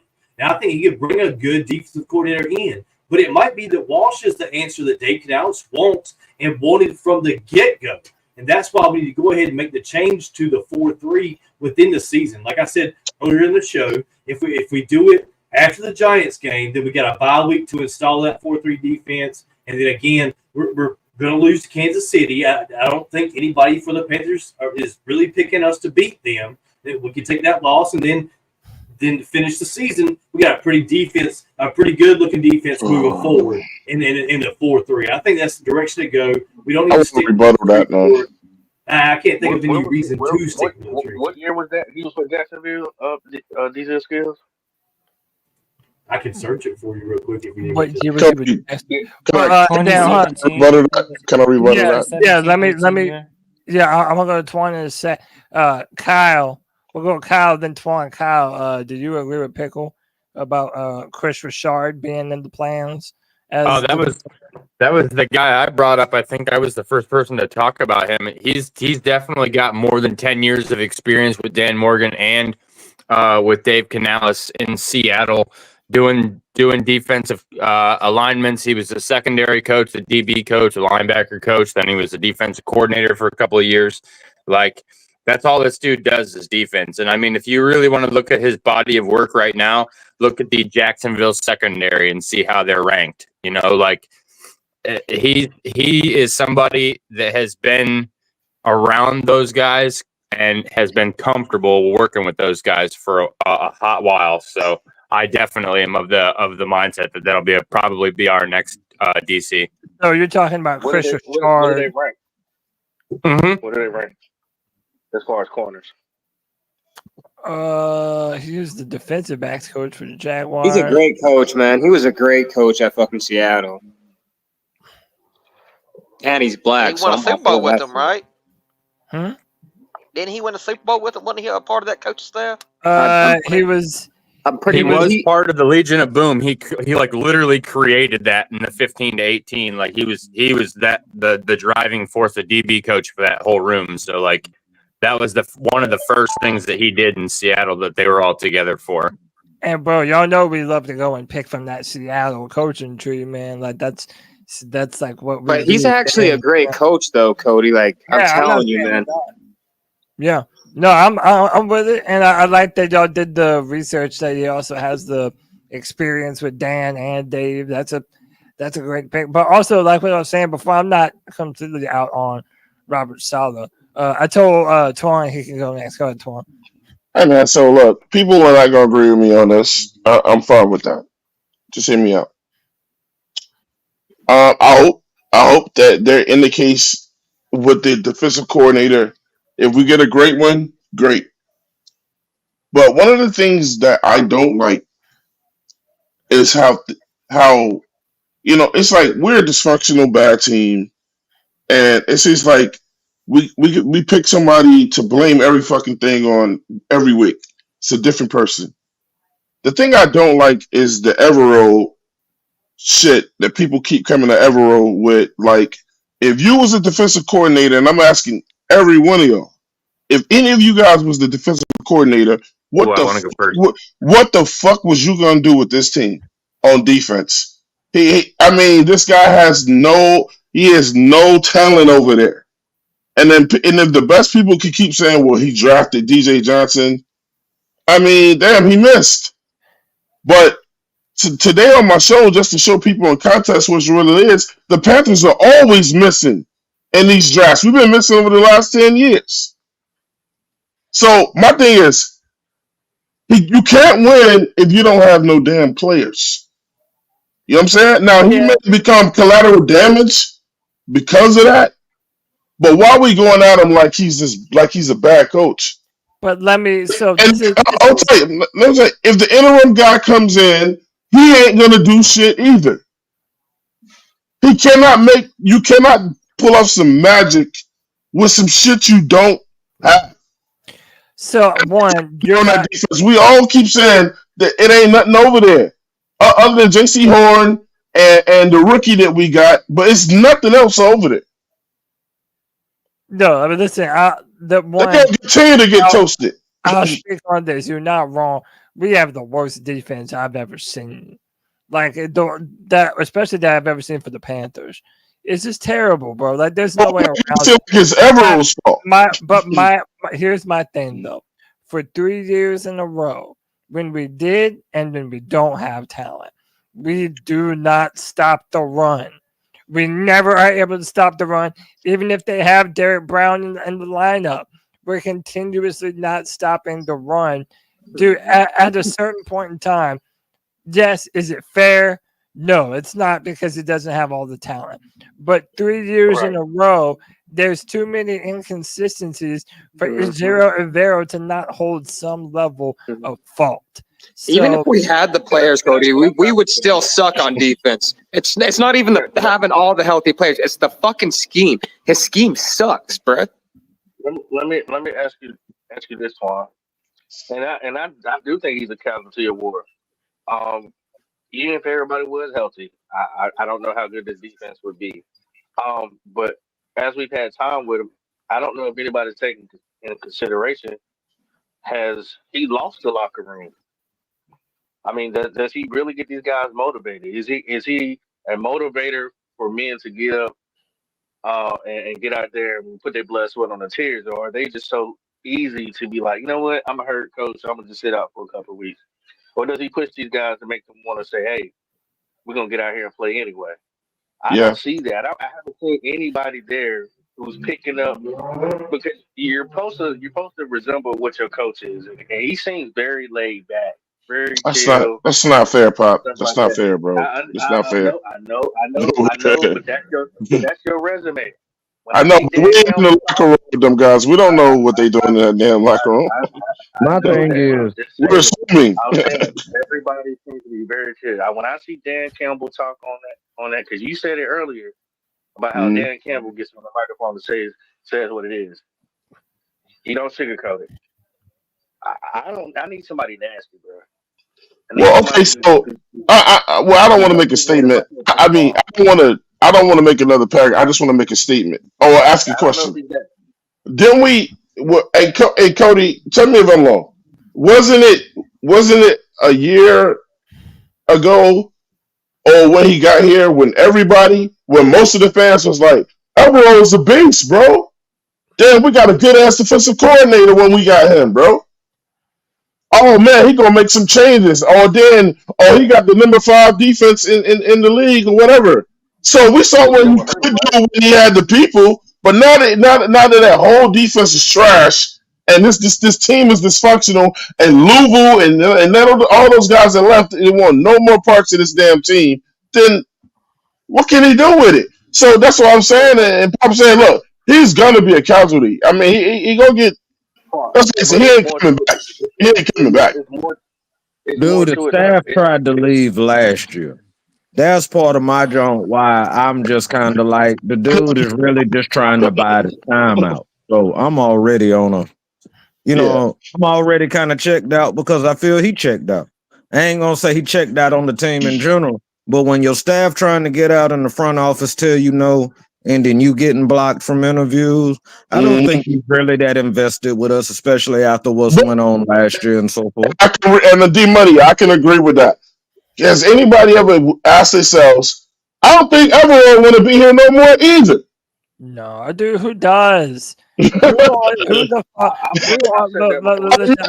Like, man, look, there are people that are diehard on this team that like Shaq Thompson, man. Shaq Thompson, say what you want about him.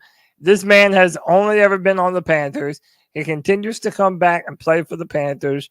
It's like when you're out here busting your ass for Carolina, I got respect for you. Chuba Hubbard, I got respect for you. Brady Christensen, I got respect for you. All these dudes that have been busting their ass, man, like I'm really, really, really respectful of these dudes that go out there and do that. But when it comes to Evero, continuing the conversation about him, I think that he's done the best that he's had at his disposal. I know that we all felt it was a little bit fraudulent last year or the year before when they were saying, oh, it's a top 5 pass defense. Well, yeah, nobody was passing the ball because they didn't need to, bro. They were running the football down our necks, so therefore they didn't have to throw the ball like that. So I think that was a little bit misleading. Look, I don't think that Ejiro Evero is a bad coach. I just think that the way that he doesn't have JC move around with their best weapon, I think that's a problem. I know G Baby said that earlier. Cody, like, how can you not say he's not a bad coach? How, bro? He doesn't know how to adjust, G. I'm watching it with my own fucking eyes, G. I've been a fan my whole life, y'all. I've seen some of the greatest Panther defenses of all time, bro. This defense is fucking horrible, and he doesn't adjust. Adjust to what? I'm just saying. Twan, let me ask you this. Cortland Sutton kicked our ass. Why isn't J.C. Horn guarding Cortland Sutton? And when we go to fucking Germany, who's guarding Malik fucking Neighbors? Are we going to have these other corners besides J.C. Horn not travel with Malik, G? I'm not getting on your ass. I'm just asking you a question. Adjust to what? To the play calling, to the game, whatever's going on in the game, Twan. You got the answers. What is he supposed to adjust to? Give me some specifics. Give me something very specific. Adjust to what? How about trying to stop the fucking run for once? For once, we don't have to play zone coverage the entire game, G. And why is J.C. Horn not man up with some? Like J.C. Horn should be locking motherfuckers down, not 10 yards off of the fucking player. G. I gotta say, I agree with you, baby. I feel like, yeah, he has not been very good at making adjustments pretty much the entire time he's been here. There's nothing exotic.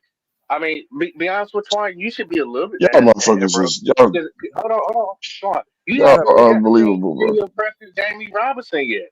Thank you. I'm glad you said Jamie Robinson. I thought that was Evero's boy, Twan. That was Evero's boy, G. I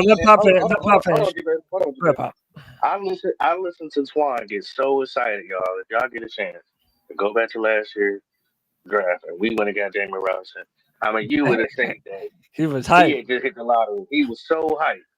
So I understood that Jamie Robinson probably wouldn't get out there last year because he was a rookie, he was learning this, that, and other. But by now, with all the safety problems we done had, and Twan to sit here and scold me about how good Jamie Robinson is, he could play nickel, he could play this, he could play that.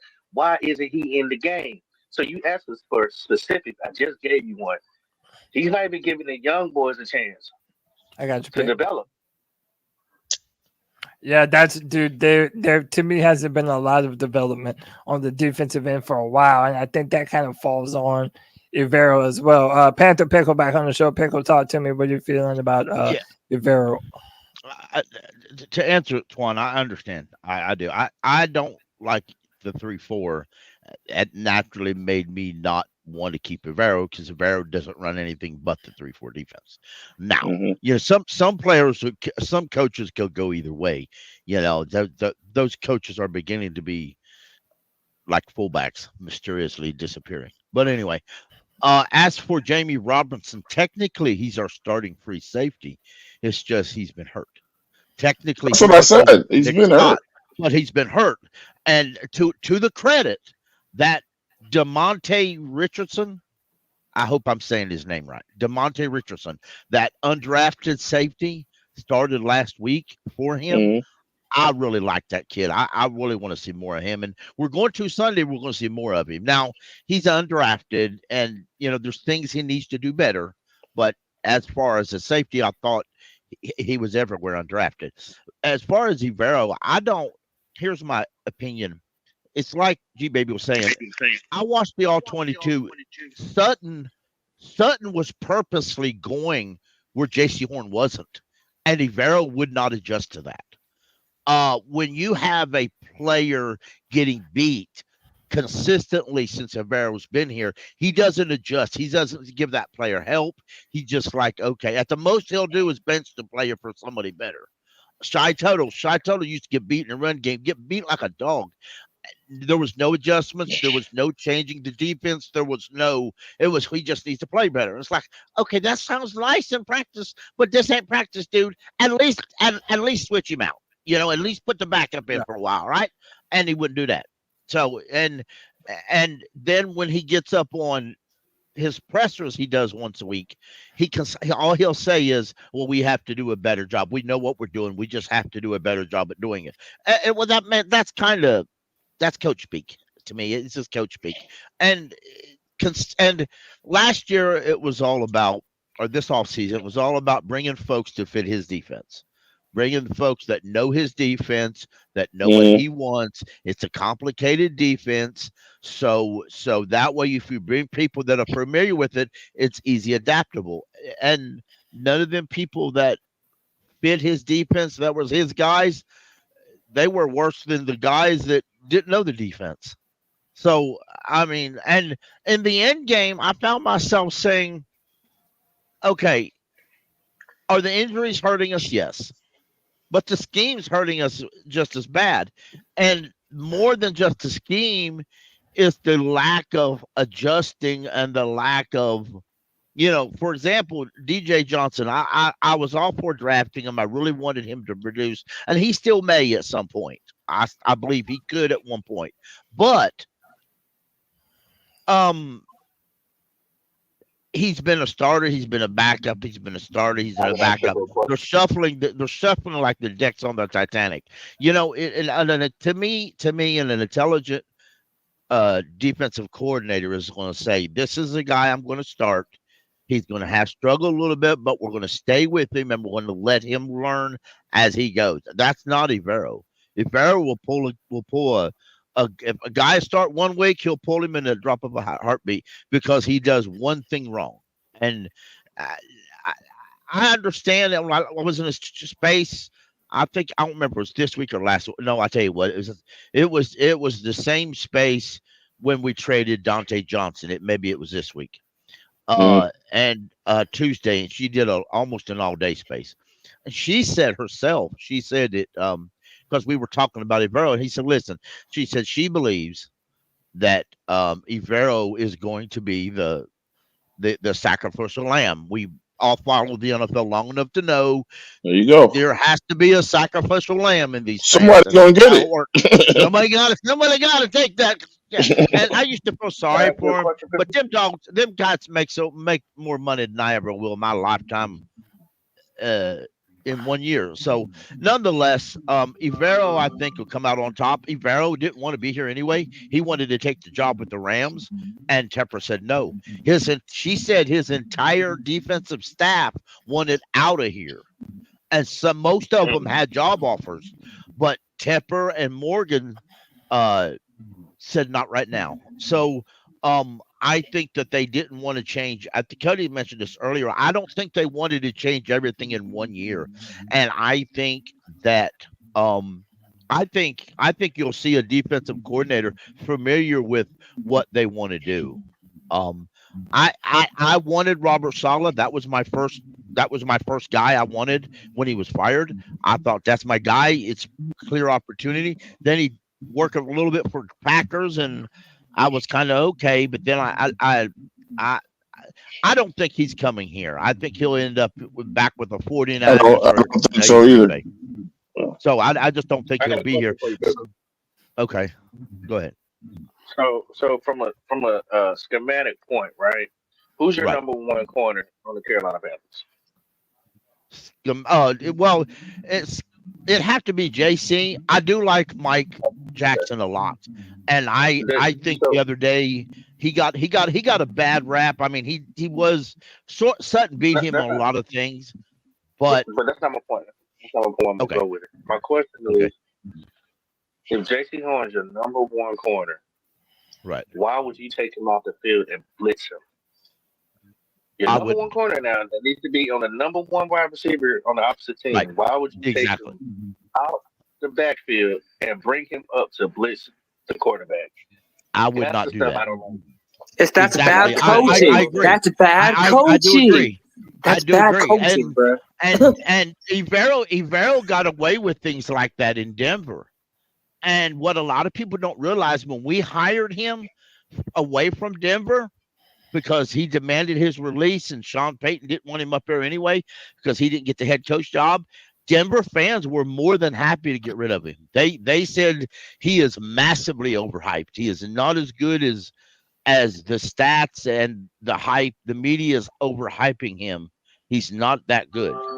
I kind of shrugged it off. I was all, come on now. He's going to be good for us, and we're the Panthers, and he's going to be good. And yeah, that blew up real damn fast. But anyway, So I don't want anybody walking away thinking I'm an Evero fan. I'm I not. understand. My question was just, what if you guys were the defensive coordinator? What would you do with the guys that you had on that team? I think no matter what we did or the adjustments we would have made, at the end of the day, any one of us was gonna be that sacrificial lamb, bro. They was gonna get rid of us. Can I answer you to at least what I would have did? At least, okay, at least like let's say you a boxer. Okay, but to keep your job though. To keep your job though. Right. So Let's say you, like just like a boxer though, right? You go into a fight, right? And you getting your ass whipped, right? You gonna try, even if you are right-handed, you might try to go to southpaw if that can get you some kind of advantage, right? If this guy right here is not getting it done, I'm gonna at least play the younger guy at least a couple of snaps, something, see if he can do something. I think where people's problem is that they didn't see the effort to try to adjust to change things. It's kind of like he was more staunch on his approach. So for me, at least fighting for my job, I would have tried everything. Even if it meant that I had to stay up 7 days and 7 nights to implement a 4-3, to learn a 4-3, to do anything, to try to keep my job, I would have tried it. But it just felt like the man was already checked out, and he just riding almost like Thomas Brown when he filled in like last year, just doing all that, like just to try to get through the year. That's the feeling I have. Now, don't quote me on it. I don't have any kind of facts that that's what it is. But just in my spirit, it feels like he's just trying to get through the year because he knows he's not going to be here next year. Yeah, and can you blame? That's a fact. Yeah, there's no way. Hold on, there's no way that he is going to be the defensive coordinator going into next year. He's not going to miss this team when he's gone, bro. Now, my question is, like, okay, I don't know who said it, but like y'all know the saying that whenever you get a new job as a boss, the first thing that you need to do is fire someone to let everyone else know that you're actually in charge. Like, at what point does Canales fire Evero? Especially, let's say the Saints come in and just dirt stomp us here in Carolina. I mean, again, we know that Evero is the fall guy in a lot of ways, and it has a lot of detractions to him that we've all just mentioned. But at what point does Canales say, "All right, man, I'm pulling the plug on this just to save face a little bit and make it look to David Tepper and to the fans like I'm willing to do something for this abysmal defensive performance"? I And personally don't think. so the Dan Morgan Watson too was off and say, "Hey man, this is he's What trying to make an I'm, adjustment." I'm, I'm gonna say this. I'm gonna say this just for debate's sake, and I think Pickle will feel me when I say this. But for the people that really think like that, how would it look if Canales is firing Evero or getting rid of him when Canales is not doing a great job either? I don't think. I don't think that. I personally don't believe that Canales will get or not Canales. I don't think Evero will get fired mid-season. Yeah. I think I just like earlier in the show, people talked about switching to a 4-3 in the middle of the season. I don't think that's logistic ease or That's not gonna happen. fact is when we're in nickel, we're basically in a 4-3 defense anyway, except for we have a nickel or a safety on the field instead of an extra linebacker. So realistically speaking, we play nickel 99% of the time anyway. So we very rarely ever go into base defense unless we're in the red zone, and then we do this stupid ass put 4 defensive linemen about 5 yards apart, and you put everybody back in deep zone coverage in the red zone, and that's all the quarterback does is call an audible, hand it to the running back, and the running back could walk into the end zone and get a touchdown. But anyway, that being said, Yeah. I don't think that I think in the end they're not even good. They're going to call it a mutual agreement to part ways. That way it's not listed as a firing, and Evero goes somewhere else. Everybody goes somewhere else, and they continue with what I think is their plan from day one was hiring their buddy down there in Florida. I'll leave it with this, just saying this. On both sides of the ball, both coaches, Canales and Evero, it's just not a whole lot you can do when your whole team is injured on either side of the ball. Like when you look and see that you got 14, what was it that 1 week, 14, 15 injured guys, you can't do shit with that, bro. You can't do nothing with that. And when I boy, yeah, one more thing, and then I'm gonna go to the next. Go ahead, babe. When I criticize Evero, I criticize him more for things like I just talked about in the red zone. For watching Mike Jackson, who I like, watch him get beat like a drum by a receiver who was clearly better than he was, and J.C. Horn guarding Troy Franklin. No disrespect to Troy Franklin at all, but J.C. Horn was over there on the other side guarding Troy Franklin while Mike Jackson was getting butt thumped by Sutton all night. And I just thought that was okay, dude. At least swap them out, right? At least it won't hurt nothing. Just swap them out. Y'all just said won't hurt a thing. And Evero will do it. He flat out won't do it. It's like when he used to watch Josie Jewell get destroyed in the run game. And his only solution was to tell Josie Jewell to do better the next time. The only solution he had was to tell Josie Jewell to do better the next time. All right, so look, we have reached almost 3 hours of the pod. Man, I am going to shift it to this abysmal Saints game. And let me get some final scores. Let me get your prediction. Let me get your player of the game. And then we're going to get up out of here and call it a free-for-all, man. Let me go to my man, Kyle, Charlotte Sports One. Kyle, you know we appreciate you. We love having you on. And also, Kyle was in here. Yeah, Kyle's the homie, man. Kyle's been What in up, here. Kyle? Yeah, Kyle. Shit, we'll man, go to you. chilling. Yeah, man. Kyle. Hanging out, listening to y'all. You really have been chilling. And hey, man, another thing before we go, before we leave the show, prayers up for our man, Muscles Marinara, PJ, whose sister is going through some really bad health issues right now. We ask y'all keep him and her and their family in your prayers, and for our man Matt, C3 Handicapable, who is just recently gone on hospice care after a bunch of different brain surgeries. So everybody keep them in your thoughts and prayers. We love y'all. We love them. And we appreciate y'all for hanging out with us on a Friday. Kyle, let me go to you, man. What's your player of the game? Who's going to win? And what's the final score? In any order you choose. So I got the final score 21-31 Saints. Player of the game. We'll go Jalen Coker catching 2 touchdowns. All right. Coker with 2 touchdowns. And what was it? Tell me your final score again. 21-31 Saints. 21-31 New Orleans. All right, with Derek Carr back under center. Saints looking to get back on track. By the way, I will be at this game.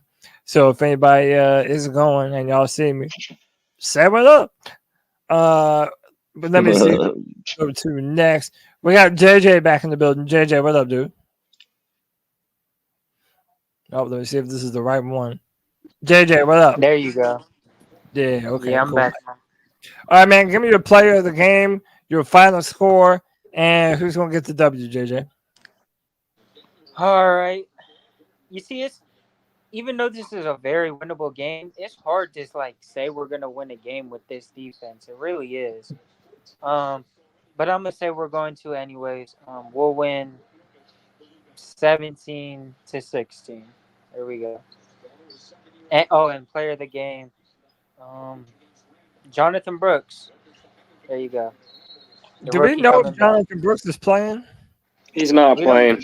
He's been ruled out. He's not playing. Oh, yeah, he's ruled out? Yeah, he's ruled out. Okay. Hey JJ, you know Deontay Johnson. You know Deontay Johnson ain't with us no more, right? Yeah, I know that. We'll go Okay. Xavier Legette, player of the game. He'll have both our touchdowns Sunday.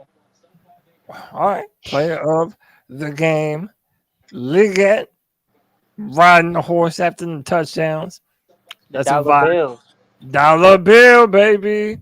G baby, let me go to you, man. Who's your player of the game? Your final score, and your Yo, why they call him Dollar Bill? I'm late. I'm late on that. His horse is Dollar Bill. He has a horse named Dollar Bill. Oh, okay. You remember Players Club? What was Bernie Mac's name? Yeah, Dollar Bill. Yeah. Bill. All right, let me go to G baby. G baby, nigga. give me your final score and your player of the game, G baby. Well, I got us winning this game. Actually, I feel like we can beat these motherfuckers, and I hate the Saints. So I got us winning 21-17. I got, obviously, my boy Bryce Young as the player of the game, but I also have Coker having a good game. I have Chuba having a good game, and I have XL having a good game. And hopefully we can get Javonte Sanders in the game as well. All right. I like that all day, man. Oh, but for that to happen, the defense is – we got to stop Alvin Kamara. And if we can't stop Alvin Kamara or Taysom Hill, we're fucked. Yeah, I just don't know how you do it. I don't know how you do it, but we got to. And, of course, Taysom Hill is back. So Yeah, that motherfucker, the Panther killer, bro. We can Bro, never stop him. they'll line him up in the backfield. Everyone in their mama knows that he's getting ready to give the ball to Taysom Hill. But Cody, they do it to play with us, G. They literally do it to play with the fucking Panthers, dog. And they've done it for years, bro. He's done it to us for years. And we still can't stop this motherfucker, bro. Yeah, Every time we play the Saints, dude. Every time. It's man, I never want to see Taysom Hill again. I really don't. So, hey, G baby, you saw in our fantasy. I saw he was available. I was like, you damn right, I'm picking him up. He always us, bro. Now let me go to my man Poppin from the Black Cat Panther Podcast. Poppin, what's your final score? Who's gonna win? And who is the player of the game, big dog? Okay. Well, I know the Saints are pretty banged up offensively. Cody, who's our starting quarterback? The starting quarterback is Bryce Young. Okay. So my score prediction is 21-9. We lose. Player of the game is Derek Carr. Damn. I'm gonna go ahead and give mine. I'm also gonna say I'll say 27-9, and the player of the game is Eddie Pinheiro for 3 field goals. Damn. Well, that's what Pop just said. Yeah, I know, but that's what I'm saying. I agree with Pop. You know what I'm saying? Me and Pop, we're on the same wavelength right now. Let me go to my man Panther Pickle. Pickle, give me your final thoughts. Or wait, tell me who the player of the game is, final score, and who's gonna win. We're gonna win that game 21-28 with a pick 6 for the win by Deontay Richardson, and he's going to be the player of the game for that reason. Who is this player you're talking Number about? 36. Number 36 all over the field last week. 36. Okay. I predict Bryce throwing 2 picks in this game. Damn. I predict Bryce to That be sounds benched. about normal, though, to be honest. But hey, man, it is what it is. My man, D Money. D's is not on the show to end it, so brother, I know you can take it home just as well as everybody. Oh yeah, yo, my bad, Twan. See how I'm fucking up? Yeah, you do that shit all the time, man. But hey, man, at the end of 3 hours, man, your boy's toasted. You know what I'm saying? Man, I did 4 today, man. I mean, I bro, feel sorry for you. Hey, I can't even see. We got it. You know what? Cody's stamina just ain't what. Yeah, I'm an old dude. Yeah, Because he's involved in some extracurricular activities these days, bro. I mean, That's bro, why. You know, I'll be you out know late. how I'll it be is. on. I mean, You I'm know, out here. I'm in the streets, Twan. I got things to do, man. I'm the pusher, man. You don't know that, Man, I'm come the on, neighborhood man. pusher, man, bro. I've been up since 4 o'clock this morning, dude. Come on. Yeah. All right, Poppin, give me your player. Poppin, give me the player of the game. Give me your final score, and who's gonna win. Man, Cody got a girlfriend. He's just trying to go eat some ass, G. Exactly. Cody got a girlfriend, dog. I bet y'all didn't know that. Yeah, that motherfucker got a girlfriend. He's trying to go eat some booty, dude. Man, I been do that. Hey, tell him, Cody, you Cody trying to get the girl off some more. Hey, look. we about to get our ass beat. I played the fifth. I'm gonna say this. I don't want to do no predictions and none of that. We about to get our ass beat. I know that. Look, D Money is getting ready to come in the show, and he's gonna try to tell you guys, somehow, some way, we're gonna pull it out, and he gonna tell you to keep pounding. But in reality, we really about to get our ass beat. Well, you always do this shit with the predictions, G. You always do this shit. You never predict it. No, you gotta give a prediction, dog. Yeah, you gotta give a prediction. Listen, I will say this, and this is something in retrospect to something that Pickle been saying. I don't know about talking to you guys again between now and election day, but do be careful out there. You know what I'm saying? And don't get into no bullshit, and don't let nobody. Just stay away from weird people. That's all I'll say, man. Just be safe, man. You know what I'm saying? Be safe. If you ain't voted yet, be safe. And get in there and get out of there and go home, bro. That's it, man. D Money, man. Avoid the Now, 90-year-old drunk men that I found the other day. Tell me what the fuck you mean you gonna be gone until election day?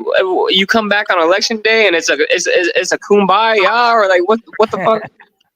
Who, me? Hey, let me look. Yo, I don't know if we're gonna talk to each other again. Oh, hold on. Let me let D Money get the final words for the free. Man, D Money is about to come with this hope. Brother D Money, let my man D Money get off and throw some fire on to y'all, bro. That's what we got to let him do. D Money, you're the final prediction that we need to get here, bro. Give me your final score. Give me your player of the game. Who's gonna win? And do your thing, brother. Hi, family. Listen here, we got Twan over here. You know his glass is always half empty. He seemed to be a little thirsty these days. It's dry around here for him. But you know what? Sunday afternoon, probably around 4:15, 4:20.